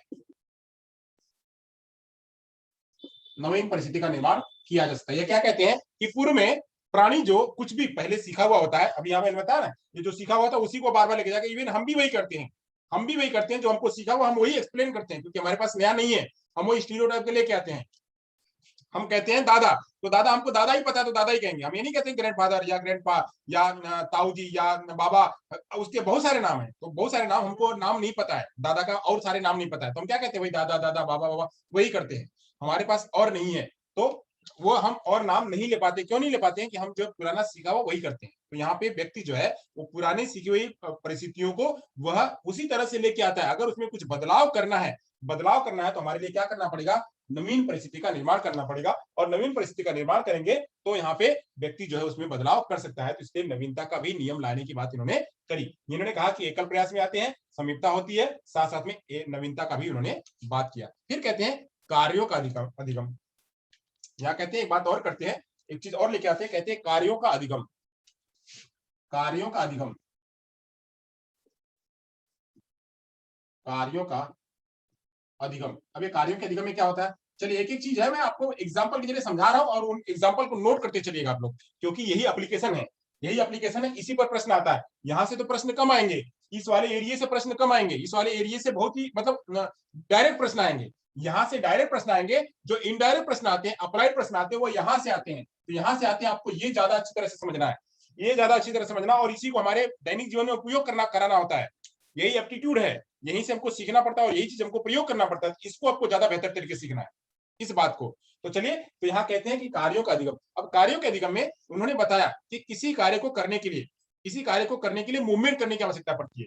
मतलब कोई कार्य संपन्न करने के लिए अनेक प्रकार की क्रियाएं करनी पड़ती है। मान लीजिए मैं मान लीजिए मैं यहाँ पे आपको एक बात बता रहा हूँ, ये मैं बोर्ड पे आपको समझा रहा हूँ। तो बोर्ड पे समझाने के लिए मुझे लिखना भी पड़ रहा है, मुझे अंडरलाइन भी करनी पड़ रही है, मुझे मैनेज भी करना पड़ रहा है, मुझे बोलना भी पड़ रहा है, मुझे आपको भी देखना पड़ रहा है, मुझे चैट भी देखना पड़ रहा है, मुझे सब कुछ देखना पड़ रहा है। यानी एक कार्य को संपन्न कराने के लिए, एक पढ़ने के लिए, एक पढ़ाने के लिए मुझे ढेर प्रकार की मूवमेंट करने पड़ रहा है। यानी पेन चलाना पड़ रहा है, बोलना पड़ रहा है, देखना पड़ रहा है, यहाँ पे करना पड़ रहा है, मैनेज करना पड़ रहा है, सब कुछ करना पड़ रहा है। यानी हर चीज आ रही है, हर चीज आने पर एक कार्य संपन्न हो रहा है। तो ये कार्य संपन्न करने के लिए हमको क्या है, एक से अधिक चीजों की जरूरत पड़ती है। यानी यहाँ पे अगर ये दरवाजा खोलना है, यहाँ पे इसी से कैसे लेके आए कि ये अगर ये पोल को खोलना है, उसे कई प्रकार के एक्ट करने पड़े, कई प्रकार की मूवमेंट, मतलब एक एक्ट को करने के लिए, ये एक्ट खोलना है, ये क्रिया करनी है, तो यहाँ पे इसको कई सारे मूवमेंट करना पड़ेगा। यानी चलना पड़ेगा, वहां उछल कूद करना पड़ेगा, ऐसे कुछ करना पड़ेगा। तो करते करते जो है उसको लग करके वह जो है यहाँ पे खोल लेगी। तो पहले प्रयास में जो खोल लेगी वही लगातार वो कंटिन्यू करेगी, तो यहाँ पे वह सीख लेगी। तो वही यहाँ कह रहे हैं कि एक कार्य को करने के लिए कई प्रकार के मूवमेंट करने की आवश्यकता पड़ती है, वहीं एक कौशल को सीखने के लिए कई प्रकार के एक्ट करने की आवश्यकता पड़ती है, ये भी उन्होंने बताया। चलिए, ये बहुत अच्छी बात है और इसको सीखने वाली बात है। चलिए समझते हैं क्या यहाँ बात करी जा रही है। इन्होंने कहा क्या, कहते हैं कि एक कार्य को करने के लिए, एक एक्ट को करने के लिए, एक एक्ट को करने के लिए कई सारे मूवमेंट यहाँ लिख देता हूं,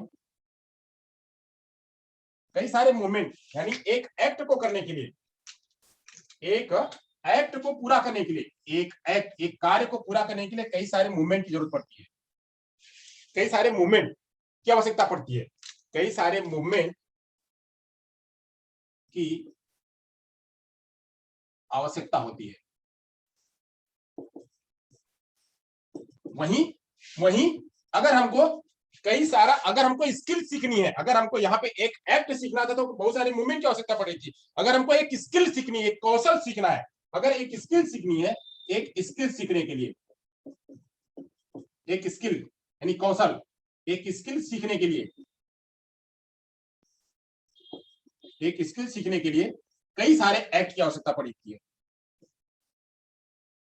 कई सारे एक्ट की आवश्यकता पड़ती है,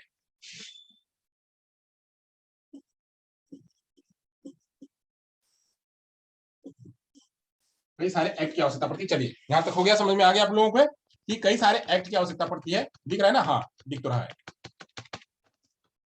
कई सारे एक्ट की आवश्यकता पड़ती है। यानी अगर आपको कई प्रकार का, अगर आपको एक एक्ट करना है, मैं जैसे कह रहा हूं कि मुझे यहाँ पे एक एक्ट है, ये मैं एक्ट कर रहा हूं, यहाँ पे मैं लिख रहा हूं, तो लिखने के लिए मुझे एक यहाँ पे लिखने का एक्ट हमारा चल रहा है, पढ़ाने का एक्ट चल रहा है, तो पढ़ाने के एक्ट के लिए मुझे कई प्रकार का मूवमेंट करना पड़ रहा है, ये यहाँ पे लिखना, वहां पे लिखना, ऐसा कुछ करना, मैनेज करना हो रहा है। यानी एक एक्ट पढ़ाना, पढ़ाने के लिए मुझे कई प्रकार की मूवमेंट की आवश्यकता पड़ती है। वही एक स्किल मतलब क्या, कौशल मतलब क्या कि पढ़ाने का कौशल, पढ़ाने का कौशल कि मैं कैसे आपको डिलीवर कर सकता हूं। तो एक पढ़ाने का कौशल करने के लिए मुझे क्या करना पड़ेगा, बेहतर तरीके से एग्जाम्पल देना पड़ेगा, बेहतर तरीके से बोर्ड वर्क करना पड़ेगा, बेहतर तरीके से आपको एक्सप्लेन करना पड़ेगा, बेहतर तरीके से यहाँ पे मैनेज करना पड़ेगा, क्लास को मैनेज करना पड़ेगा।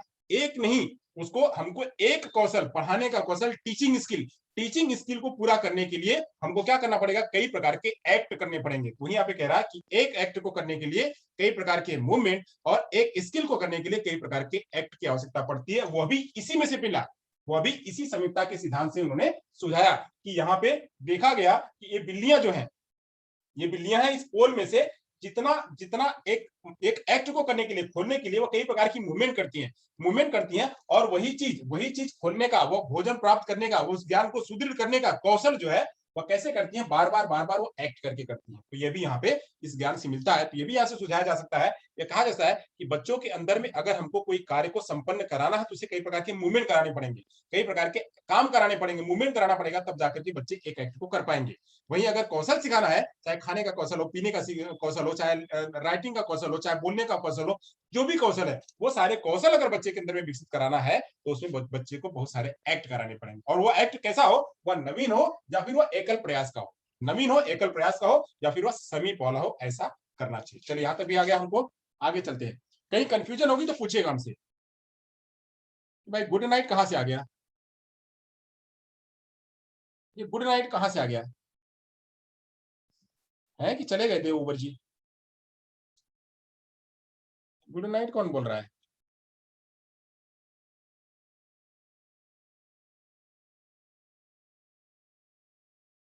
चैट कट, हाँ, अच्छा देवबर जी बोल रहे हैं गुड नाइट।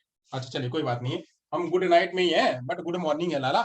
चलो तो यहां तक हो गया, हम आगे चलते हैं, आगे और बात कर लेते हैं। इसका हो गया, हम इसको मिटा दें, इस साइड को मिटा दें। तो अभी हमको और बताने हैं, इस साइड को मिटा दें, बोलिए जरा, जवाब दीजिए। नमस्कार, नमस्कार सभी को, मनोज जी, कृष्णा कोठिया, गुड मॉर्निंग, नितेश मंडा, सुंदर, बहुत सुंदर। चलिए इसको मिटा दें, जवाब दीजिए। कहाँ गया हमारा चैट बॉक्स? ओके, हाँ चलिए तो मिटा देते हैं इसको। यहाँ पे इतनी बातें हैं, क्या है कि यहाँ पे बिल्लियों का प्रयोग किया और 29 प्रयोग किया, साथ में 800 फोटो लिए, और जो है ये रूढ़िबद्ध है, ये था। तो ये हो गया, हम चलिए आगे चलते हैं। अब यहाँ से बात करेंगे किसकी, थोड़ी और नियम है, उन नियमों की भी चर्चा कर लेते हैं ताकि हमारा जो बिल्कुल अच्छी तरह से ये पूरा हो जाए, गुथरी जी अच्छी तरह से पूरे हो जाए। गुथरी का जो नियम है वो बिल्कुल अच्छी तरह से पूरा हो जाए, उस पर चर्चा करते हैं। और नियम में उन्होंने क्या दिया, और नियम दिया उन्होंने पुनर्बलन की भूमिका। पुनर्बलन की भूमिका मैंने पहले कह दिया कि पुनर्बलन की भूमिका बिल्कुल उन्होंने नकार दिया पुनर्बलन की भूमिका को। अगला बताया पुनर्बलन की भूमिका।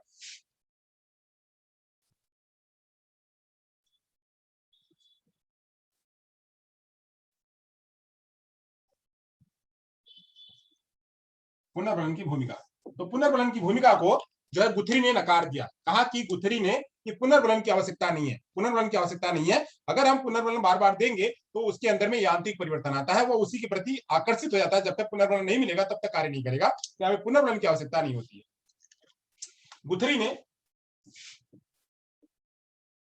गुथरी ने पुनर्बलन को नकार दिया, नकार दिया। और क्यों नकारा, नकारा वो इसलिए नकारा, वो कहते हैं कि पुनर्बलन से पुनर्बलन से बच्चे में यांत्रिक परिवर्तन आता है। पुनर्बलन से सीखने में यांत्रिक परिवर्तन आता है। यांत्रिक मतलब क्या, मशीनीकरण, यांत्रिक परिवर्तन आता है, यानी जब तक वह नहीं मिलेगा तब तक नहीं सीखेगा, तो इसलिए इसकी जरूरत नहीं है, यांत्रिक परिवर्तन आता है। इसलिए पुनर्बलन की आवश्यकता नहीं है, पुनर्बलन की आवश्यकता नहीं है। उन्होंने पुनर्बलन को नकार दिया कि पुनर्बलन की आवश्यकता नहीं है। पुनर्बलन अगर हम देते हैं तो उससे बच्चा पुनर्बलन की डिमांड करता है और सीखता नहीं है, उसको फर्स्ट बार में सीखने को नहीं मिलता है, उसको नवीन सीखने को नहीं मिलता है, वो जो क्लोज एसोसिएशन नहीं कर पाता है, तो इसलिए पुनर्बलन की आवश्यकता नहीं है। हाँ एक चीज की आवश्यकता है, दंड की भूमिका है, दंड की भूमिका है। दंड के बारे में कहते हैं कि दंड होना चाहिए, पुनर्बलन तो नहीं होना चाहिए बट दंड होना चाहिए। दंड की भूमिका को कहते हैं, दंड की भूमिका उन्होंने स्वीकारा। दंड की भूमिका को स्वीकारा। कैसे स्वीकारा उसकी बात करते हैं, क्यों स्वीकारा इसकी बात करते हैं। दंड की भूमिका को उन्होंने स्वीकारा। यह कहते हैं सीखने तथा विस्मरण में, कहते हैं सीखने और भूलने में, सीखने और भूलने में दंड की भूमिका को उन्होंने स्वीकारा। सीखने एवं भूलने में,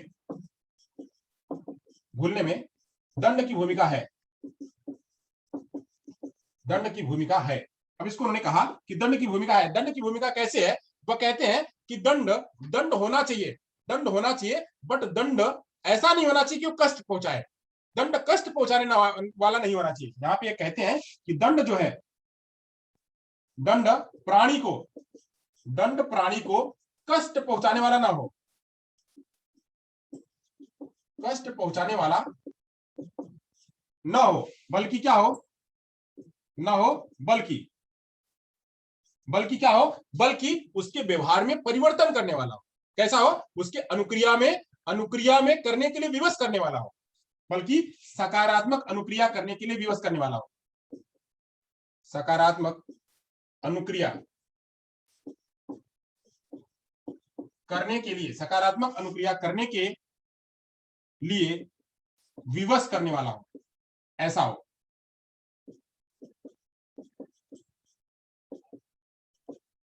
यानी हम कह रहे हैं कि दंड होना चाहिए, दंड होना चाहिए, दंड नहीं, दंड में क्या कि दंड में यहाँ पे जो दंड है वह कष्ट पहुंचाने वाला ना हो। दंड हो बट दंड से किसी व्यक्ति को नुकसान ना हो, कि आपने मार दिया, आपने पीट दिया, वो बेचारा करा रहा है तो करा रहा है तो क्या पड़ेगा। आपने छड़ी से मार छड़ी, मार छड़ी, मार छड़ी, मार छड़ी, बांध दिया पेड़ में, पेड़ में बांध दिया तो बांध दिया, बांधने से बच्चे को कष्ट हो रहा है, वो कहां पड़ेगा। तो दंड ऐसा नहीं होना चाहिए, फिजिकल दंड नहीं होना चाहिए, दंड से कष्ट ना हो, दंड ऐसा हो कि दंड से वह जो है उसके अनुक्रिया में वह सकारात्मक अनुक्रिया करे, वह उसके लिए विवश हो, ऐसा हो। उसके उन्होंने एक एग्जाम्पल दिया, उन्होंने एक एग्जाम्पल दिया कि जैसे उन्होंने एक एग्जाम्पल दिया, उन्होंने कहा कि मान लीजिए कि एक साइकिल पे एक साइकिल या एक मोटरसाइकिल वाला, एक मोटरसाइकिल वाला साइकिल वाला जा रहा है, साइकिल वाला जा रहा है, तो साइकिल वाला जा रहा है, उसके पीछे पीछे कुत्ता जा रहा है। एक साइकिल वाला जा रहा है, साइकिल के पीछे पीछे एक कुत्ता जा रहा है, और कुत्ता जो है साइकिल साइकिल वाले को खूब दौड़ा रहा है, भौं भौं भौं भौं करके दौड़ा रहा है। उधर साइकिल वाला भी ले दबा खूब भाग रहा है, और इधर ये कुत्ता भी भौं भौं करके भाग रहा है।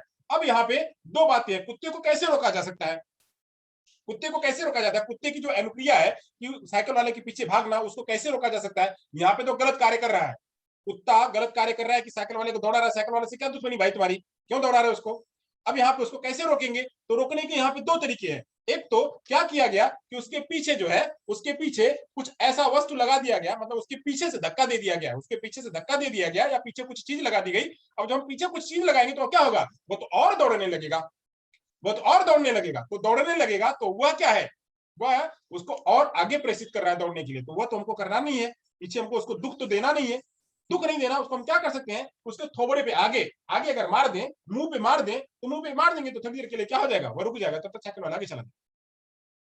वहां पे दंड देना, मुंह पर मार देना, या उसको थोड़ा सा ऐसे कर देना, ढटकार देना, फटकार देना, आगे उसके सामने से ढटकार देना, तो जैसे ही उसको ढटकारेंगे वो रुक जाएगा, वहां पे रुक जाएगा, तो रुकने के बाद क्या करेगा, तब तक साइकिल वाला आगे चला जाएगा। तो ये एग्जाम्पल वहां पे लिया जा सकता है कि ऐसा ना किया जाए कि बच्चा उससे मतलब दुखी हो जाए, या जो प्राणी है वह दुखी हो जाए, प्राणी को कष्ट हो, कष्ट होने वाला नहीं होना चाहिए। क्या होना चाहिए वहां पे, कष्ट के ना होने के अलावा क्या होना चाहिए, वहां पे ऐसा कुछ हो कि वहां पे जो उसका गलत कार्य है वह गलत कार्य रुक जाए और वह सकारात्मक कार्य के प्रति आगे बढ़ जाए। जैसे यहाँ पे कुत्ते की बात हमने बताई कि कुत्ते को अगर आप वहां पे आगे से कुछ डांट देंगे या आगे से कुछ उसको दिखा देंगे ऐसा, तो वहां पे रुक जाएगा, वहां पे वो रुक जाएगा, वो थोड़ी देर के लिए मारे जाए, उसके मुंह पे अपने मार दिया तो वह उतनी देर के लिए रुका रहेगा, जब तक उसका शांत नहीं होगा तब तक रुक जाएगा, रुकेगा तब तक आप आगे चले जाओगे।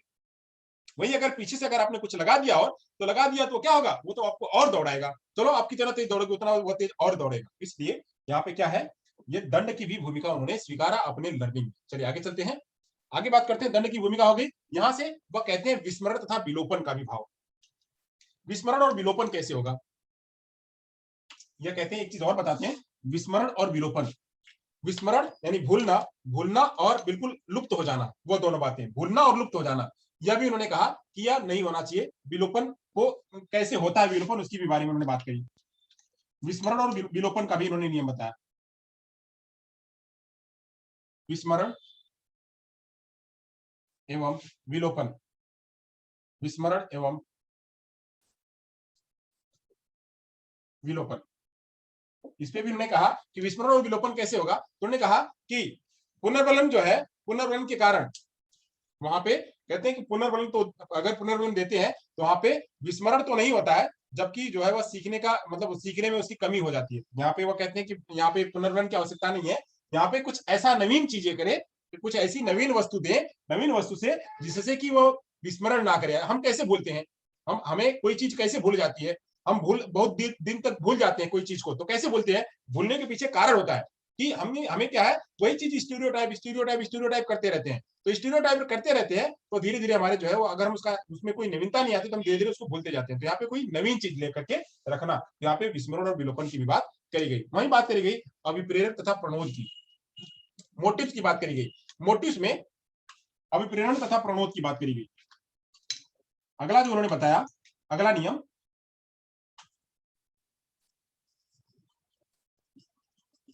अभिप्रेरण एवं प्रणोद। प्रणोद मतलब क्या कि यहाँ पे motives and drives, motives and drives, motives and derives.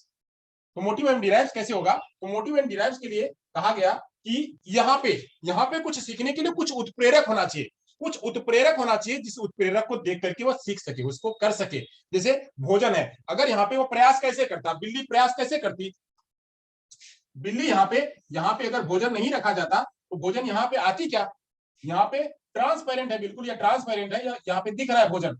यह भी जो मैंने वहां पे एक चीज भूल गया मैं बताना आपको, ये जो थी, यह जो छड़ी थी यह ट्रांसपेरेंट थी, यह ट्रांसपेरेंट थी, यानी यहाँ पे ये पोल है, पोल के पीछे यहाँ भोजन दिख रहा है, पोल के पीछे यहाँ भोजन दिख रहा है, तो भोजन लेने के लिए क्या करेगी, यहाँ पे कोशिश करेगी। यह जो झिल्ली थी वो ट्रांसपेरेंट थी, ध्यान रखिएगा इस बात को, मैं वहां पे बताना भूल गया। यहाँ पे ये ट्रांसपेरेंट है, तो ट्रांसपेरेंट झिल्ली को यह कैसे प्राप्त करेगी, तो यहाँ पे इसको यह प्रयास करेगी और प्रयास करके इसको पा लेगी, तो पा लेगी, तो यहाँ पे यह उद्दीपक उसके सामने होना चाहिए। जैसे जैसे आपको रीड क्वालिफाई करना है, तो रीड आपके लिए क्या है, एक उद्दीपक है, एक मोटिव्स है, एक मोटिव्स है, एक डिराइव्स है, उसको प्राप्त करना है, आपको प्राप्त करना है, इसके लिए आप मेहनत कर रहे हो, मेहनत कर रहे हो, मेहनत कर रहे हो। तो ऐसे ही मेहनत होनी चाहिए, और यह मेहनत दो रूप में होनी चाहिए। यह मेहनत जो है आंतरिक, यह मेहनत कैसी होनी चाहिए, डिराइव्स कैसा होना चाहिए, यह डिराइव जो है वह आंतरिक और वाय, आंतरिक और वाय दोनों होना चाहिए, आंतरिक और वाय दोनों होना चाहिए। यहाँ पे कहा गया कि आंतरिक शारीरिक की जगह पे जो है वाय और मनोसामाजिक भी होना चाहिए।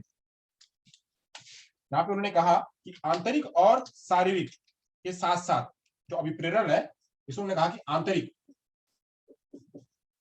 आंतरिक प्लस शारीरिक, आंतरिक प्लस शारीरिक के साथ वाय एवं मनोसामाजिक,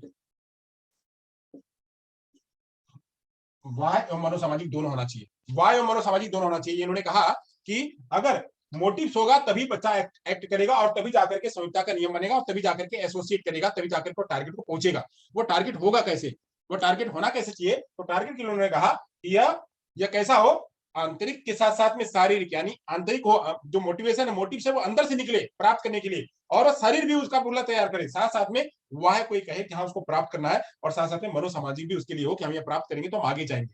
यह दोनों चीजें जो है उसके साथ में होनी चाहिए। चलिए अब अंतिम बात करके, अंतिम नियम जो बहुत ही महत्वपूर्ण नियम है उसकी चर्चा कर लेते हैं। अंतिम नियम और महत्वपूर्ण जो नियम है उसकी चर्चा कर लेते हैं, गलत आदतों का परिष्कार। यही अक्सर पूछा जाता है और ये एप्लीकेशन में आता भी है। चलिए गलत आदतों का परिष्कार, इसकी चर्चा कहां करें हम, गलत आदतों का परिष्कार। चलिए यहाँ पे पुनर्वलन का उतना आवश्यक नहीं था, कहीं पे ले लेते हैं, पुनर्वलन उतना आवश्यक नहीं था तो यहीं पे ले लेते हैं, क्योंकि पुनर्वलन की बात नहीं करिए, दंड की भूमिका थी, तो हम इसको हटा करके यहीं ले लेते हैं, इतने में ले लेते हैं। जो आखिरी है उसकी चर्चा कर लेते हैं, आखिरी है, बहुत ही महत्वपूर्ण है, और इस पे प्रश्न आता है, ये समझने की जरूरत है। ये आखिरी है और इसको पढ़ने की समझ में आता है। थोड़ा दूर लिखिए सर, साफ नहीं दिख रहा है, थोड़ा सा रेजुलेशन बढ़ा लीजिए नितेश।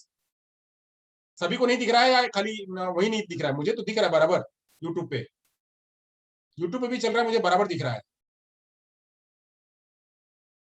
चलिए अब बात करते हैं, क्या बात करते हैं, गलत आदत का परिष्कार कैसे करेंगे। कोई अगर गलत आदत है उसको दूर कैसे कराएंगे, तो दूर कराने के लिए उन्होंने 3 बातें बताई। गलत आदत का परिष्कार करने के लिए, उसको रिमूव करने के लिए, विड्रॉ कराने के लिए उन्होंने 3 बातें बताई। जो अगला नियम है वो अगला नियम है गलत आदत का परिष्कार। गलत आदत का परिष्कार, गलत आदत का परिष्कार। तो गलत आदत का परिष्कार करने के लिए उन्होंने 3 बातें बताई। वो 3 बातें क्या थी, ये तीनों बातें अहम है। 3 बातें हैं, इन्होंने 3 विधियों का चर्चा किया। इसके लिए गलत आदत का परिष्कार करने के लिए इन्होंने 3 विधियों का चर्चा किया। तो पहली चर्चा थी क्या, थ्रेशोल्ड मेथड। थ्रेशोल्ड मेथड पहली चर्चा उन्होंने करी किसकी, तो करी उन्होंने थ्रेशोल्ड मेथड की।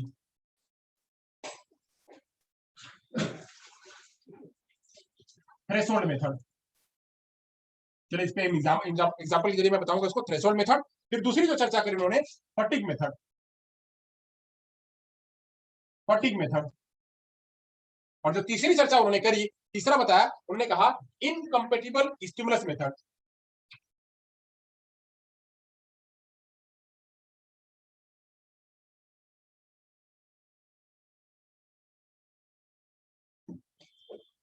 चलिए इसका हिंदी लिख देते हैं, हिंदी भी आप समझ लीजिए। हिंदी में कहा गया, इसको कहा गया थ्रेशोल्ड मेथड को, इसको थ्रेशोल्ड ही कहा गया, इसको थ्रेशोल्ड कहा गया। थ्रेशोल्ड को कुछ और कहा गया, थ्रेशोल्ड को कहा गया, थ्रेशोल्ड को कुछ और कहा था, देहली विधि, इसको कहा गया देहली विधि। ये देहली विधि भी आपको लिए उतना बेहतर नहीं होगा, देहली विधि इसको कहा गया।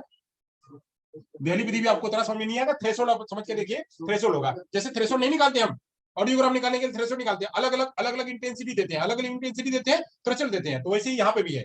चलिए फिर आता है थकान मेथड। थकान मतलब यहाँ पे 30 मतलब थकान मेथड, थकान विधि। और तीसरी विधि है क्या, तीसरी विधि को कहते हैं असंगत उद्दीपक विधि। असंगत, असंगत उद्दीपक विधि। चलिए इन तीनों पर चर्चा कर लेते हैं उदाहरण के साथ में, आप लोग खुद लिख लीजिएगा, मैं खाली समझा देता हूं ये क्या है। यहाँ पे कहा गलत आदत का निर्माण, गलत आदत का परिष्कार कैसे करेंगे, यानी गलत आदत किसी बच्चे में है तो दूर कैसे करेंगे, इनके मेथड के आधार। जो गुथरी का सिद्धांत है, उस गुथरी के सिद्धांत के आधार पे यहाँ पे 3 बातों की बात करी गई। अक्सर पूछा जाता है, याद रखिएगा, ये जितने एप्लीकेशन, इन एप्लीकेशन पर जोर रखिएगा। ये एप्लीकेशन जरूर पूछे जाती है, इसलिए मैं जोर दे रहा हूं इसको बताने के लिए, समझाने के लिए, इस पे पूछे जाते हैं। तो कहा गया कि गलत आदत का परिष्कार कैसे करेंगे, तो गलत आदत के परिष्कार पे उन्होंने कहा, बताया कि पहले तो थ्रेशोल्ड मेथड रखना। तो थ्रेशोल्ड मेथड उन्होंने कहा कि जैसे जैसे आप, कोई बच्चा है, कोई बालक है, वो बालक गलतियां बार बार कर रहा है, या कोई बच्चा गलत व्यवहार बार बार कर रहा है, तो उसको कैसे दूर करेंगे। तो उसको दूर करने के लिए यह नहीं कि पहले ही डांट दो, पहले ही डांट दो, पहले मार दो, तो पहले ही डांट दोगे, पहले मार दोगे तो बच्चा नहीं करेगा। उसके लिए धीरे धीरे धीरे धीरे, जैसे हमने पढ़ा हुआ था ना किसमें, और ये सेम वही हम वहां लेते हैं, कहां पे, थॉर्नडाइक में आते हैं। थॉर्नडाइक में क्या कहा गया था, अगर हमको दूर करना होता है तो कैसे करते हैं। दूर करने के लिए यहाँ पे हम एक तरफ हम यहाँ पे 10 देते हैं, 10, 9, 8, 7, 6, 5, 4, 3, 2, 1 ऐसे देते हैं। तो ऐसे ही पहले में यहाँ पे बिल्कुल नीचे, पहला अगर इंटेंसिटी तो धीरे से छोटा सा जो डोज दो, बोलते हैं ना स्लो पॉइजन। तो ऐसे बहुत धीरे धीरे दो, तो उसको बच्चे को पता ना हो, फिर थोड़ा सा बढ़ा दो, फिर थोड़ा सा बढ़ा दो, फिर थोड़ा सा बढ़ा दो, फिर थोड़ा सा बढ़ा दो, फिर थोड़ा सा बढ़ा दो, फिर थोड़ा सा बढ़ा दो, फिर थोड़ा सा बढ़ा दो, फिर थोड़ा सा बढ़ा दो, फिर थोड़ा सा बढ़ा दो। जैसे से बढ़ाओगे वैसे वैसे क्या होगा, या इसको पता नहीं हो रहा कि हमारी गलतियों को सुधारा जा रहा है, बच्चे को पता नहीं होगा कि हमारी गलतियों को सुधारा जा रहा है, उसको ये बात, उसके ऊपर प्रयोग चल रहा है, धीरे धीरे ये क्या होगा, वो आपके साथ में एसोसिएट होने लगेगा, वो स्टिमुलस होने लगेगा, कंडीशनिंग वहां पे होने लगेगी, और वो धीरे धीरे उसकी आदतें छूटने लगेंगी, धीरे धीरे आदतें छूटने लगेंगी, धीरे धीरे आदतें छूटने लगेंगी। आप जैसे डोज ज्यादा बढ़ा देंगे वैसे वैसे इसकी आदत क्या होगी, बिल्कुल छूट जाएगी, यहाँ पे 0 हो जाएगा। आदत यहाँ पे बढ़ जाएगी, जो आप जो डोज दे रहे हो डोज बढ़ा दोगे, और यहाँ पे वो आदत उसकी छूट जाएगी। तो इस तरह से क्या कर सकते हैं हम, यहाँ पे डेली मेथड, थ्रेशोल्ड मेथड, यानी उसकी इंटेंसिटी जितनी भी है, इंटेंसिटी आप जो है धीरे धीरे बढ़ाएंगे। जब धीरे धीरे बढ़ाएंगे तो क्या होगा, वहां पे वह धीरे धीरे उसका जो व्यवहार है वह कम होने लगेगा। एक मेथड ये था। दूसरा मेथड थकान हम अक्सर बात करते हैं, एडीएचडी की बात करते हैं, एडीएचडी की बात, मैं बाहर की बातें नहीं करूंगा, मैं एकदम ऐसा एग्जांपल दूंगा जहां से कि आपको समझ में आएगा। एडीएचडी बात हमारे एडीएचडी के बच्चे होते हैं, ADHD attention deficit hyperactive disorder बच्चे, attention deficit hyperactive disorder बच्चे होते हैं, उनको हम क्या करते हैं, एडीएचडी बच्चों के लिए, एडीएचडी बच्चों के लिए हम ये जानते हैं कि बच्चे के पास जो है वह ऊर्जा बहुत होती है, एडीएचडी वाले बच्चे के पास ऊर्जा बहुत ज्यादा होती है, ऊर्जा बहुत ज्यादा होती है, तो उस ऊर्जा को हम कम करते हैं, ऊर्जा को कम करते हैं, ऊर्जा को कम कैसे करते हैं, उसको खूब मेहनत करवाते हैं, खूब थकाते हैं, थकाते हैं, जब थका देंगे तो हाउ थक जाएगा, थक जाएगा, उसके अंदर में जो है फिर गलत व्यवहार नहीं आएगा। तो यहाँ पे थकान विधि भी, बच्चे को खूब मेहनत करा दो, खूब थका दो, थका दोगे तो नहीं करेगा। अक्सर आप लोगों ने भी सुना होगा कि हम गांव में रहते थे या कहीं रहते थे तो मम्मी पापा कहते थे कि इसको टीचर के पास जाते थे, टीचर से कहते थे जैसे हम शरारती हैं तो शरारती शरारती बच्चे को मम्मी पापा जाके कहते टीचर सर मैडम इसको इतना काम दे दीजिए, इतना काम दे दीजिए ना, इसको घूमने का मौका ही नहीं मिले, इसको होमवर्क खूब दिया करिए, खूब दिया करिए होमवर्क, ताकि इसको घूमने का मौका, यानी क्या कि थका रहेगा तो बाहर इसको कोई दिमाग में नहीं आएगा, यानी खाली दिमाग रहेगा तो शैतान का घर नहीं होगा, खाली दिमाग अगर रहेगा तो शैतान आएगा उसके अंदर, तो खाली ना रहे, उसको थका दो बिल्कुल। तो थकान मेथड भी जो है यहाँ पे लाया गया। तो यही बहुत सारे एग्जांपल्स है जिन एग्जांपल को आप इसके साथ में जोड़ सकते हैं। और बात आती है उद्दीपक, असंगत उद्दीपक विधि। असंगत उद्दीपक विधि यानी अगर अगर किसी बच्चे की कोई आदत डालनी है, कोई आदत डालनी है यानी कोई चीज छुड़वानी है, तो छुड़वानी तो क्या करोगे, मान लीजिए कोई ऐसा बच्चा है जो बार बार वैसी कोशिश कर रहा है, बार बार वैसी कोशिश कर रहा है, वो बार बार पानी में कूदने की कोशिश कर रहा है, तो बार बार पानी में कूदने की कोशिश कर रहा है, तो वहां पे क्या करो, आप ही चल के कूद जाओ, आप ही चल के कूद जाओ। तो जैसे ही उसको लगेगा यार हमारा कितना फॉलो कर रहा है, हमको कितना फॉलो कर रहा है, तो क्या होगा, उसकी धीरे धीरे आदत छूट जाएगी। असंगत मतलब क्या कि एक पॉजिटिव और एक निगेटिव, एक पॉजिटिव, एक पॉजिटिव और एक निगेटिव, मान लीजिए कि उसको किससे ज्यादा लगाव है, किससे बच्चा कैसे आदत छोड़ेगा, बच्चा कह रहा है कि चलो मैं सुसाइड करूंगा, या बच्चा कह रहा है कि मैं पानी में कूदूंगा, या बच्चा कह रहा है कि मैं इसको बार बार छूंगा, तो मम्मी भी कह रही है, मम्मी से ज्यादा लगा है, पापा ज्यादा लगा, मम्मी भी कह रहे हैं चलो मैं भी छूंगा, पापा कह रहे हैं मैं भी छूंगा, तो जब जब वो करेगा तब तक ये भी करेंगे, तो क्या होगा, धीरे धीरे उसका जो है वो रेशियो कम होने लगेगा। यानी जहां पे एक पॉजिटिव है और एक निगेटिव, एक पॉजिटिव और एक निगेटिव दोनों का जब साथ होगा तो क्या होगा, छूट जाएगा।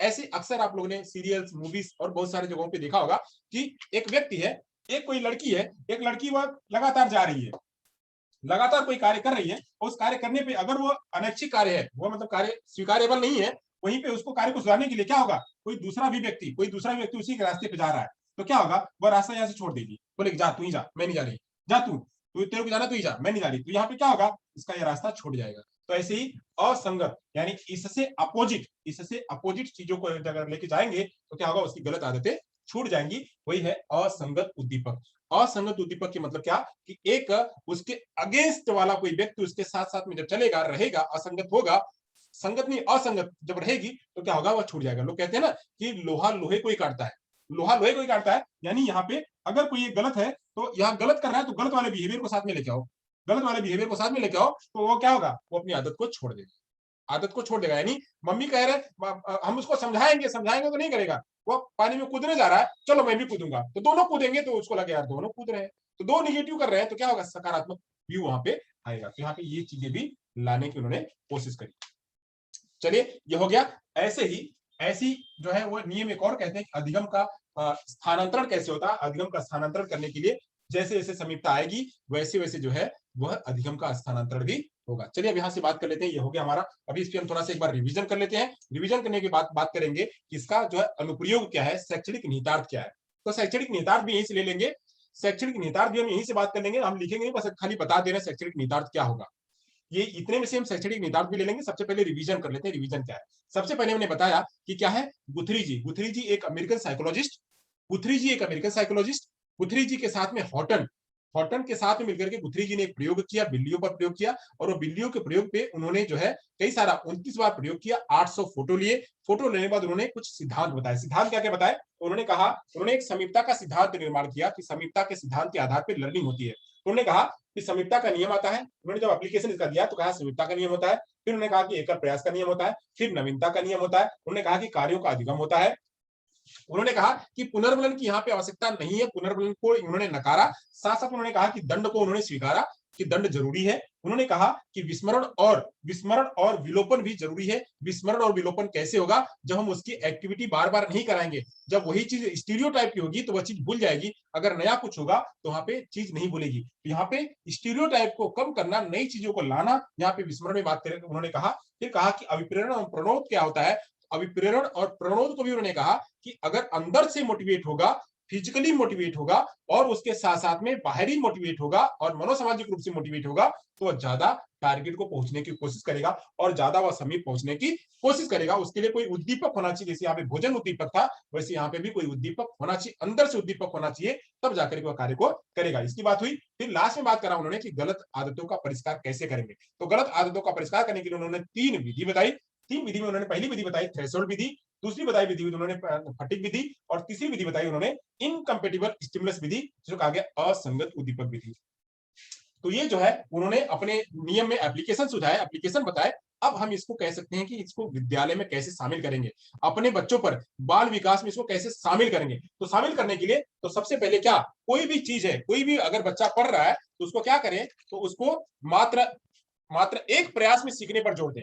कैसा कि मात्र एक प्रयास पे जोड़ने सिखाने पर जोर दें कि बच्चा एक प्रयास में फर्स्ट अटेम्प्ट में सीख जाए। लोग कहते हैं ना कि फर्स्ट अटेम्प्ट ट्रायल है क्या आपके पास, पहला ट्रायल में आपने सीखा हुआ क्या, तो फर्स्ट अटेम्प्ट में ही बच्चा सीख जाए, फर्स्ट इंप्रेशन ही बच्चे का अच्छा हो जाए, उसके लिए प्रेरित कराना, उसके लिए वैसा माहौल देना, वैसा कराना, पहले तैयारी करा लेना।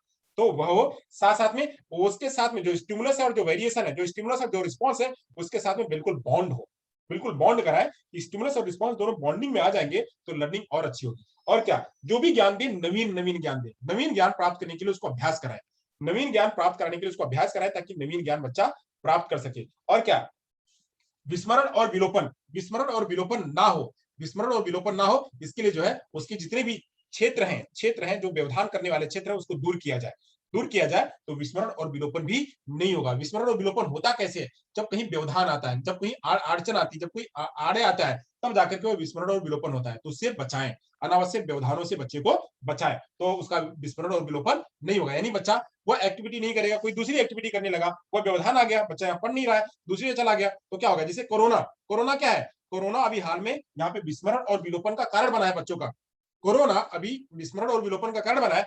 ऐसे बच्चे अगर विद्यालय नहीं आएंगे तो जितने बच्चे सीखे हुए थे, जितना फिजिकल डेवलपमेंट हुआ था, मेंटल डेवलपमेंट हुआ, वह सब चला जाएगा, वह सब चला जाएगा। ऐसी कंडीशन पे वहां पे जो अनावश्यक जो चीजें हैं उनको दूर करा जाए।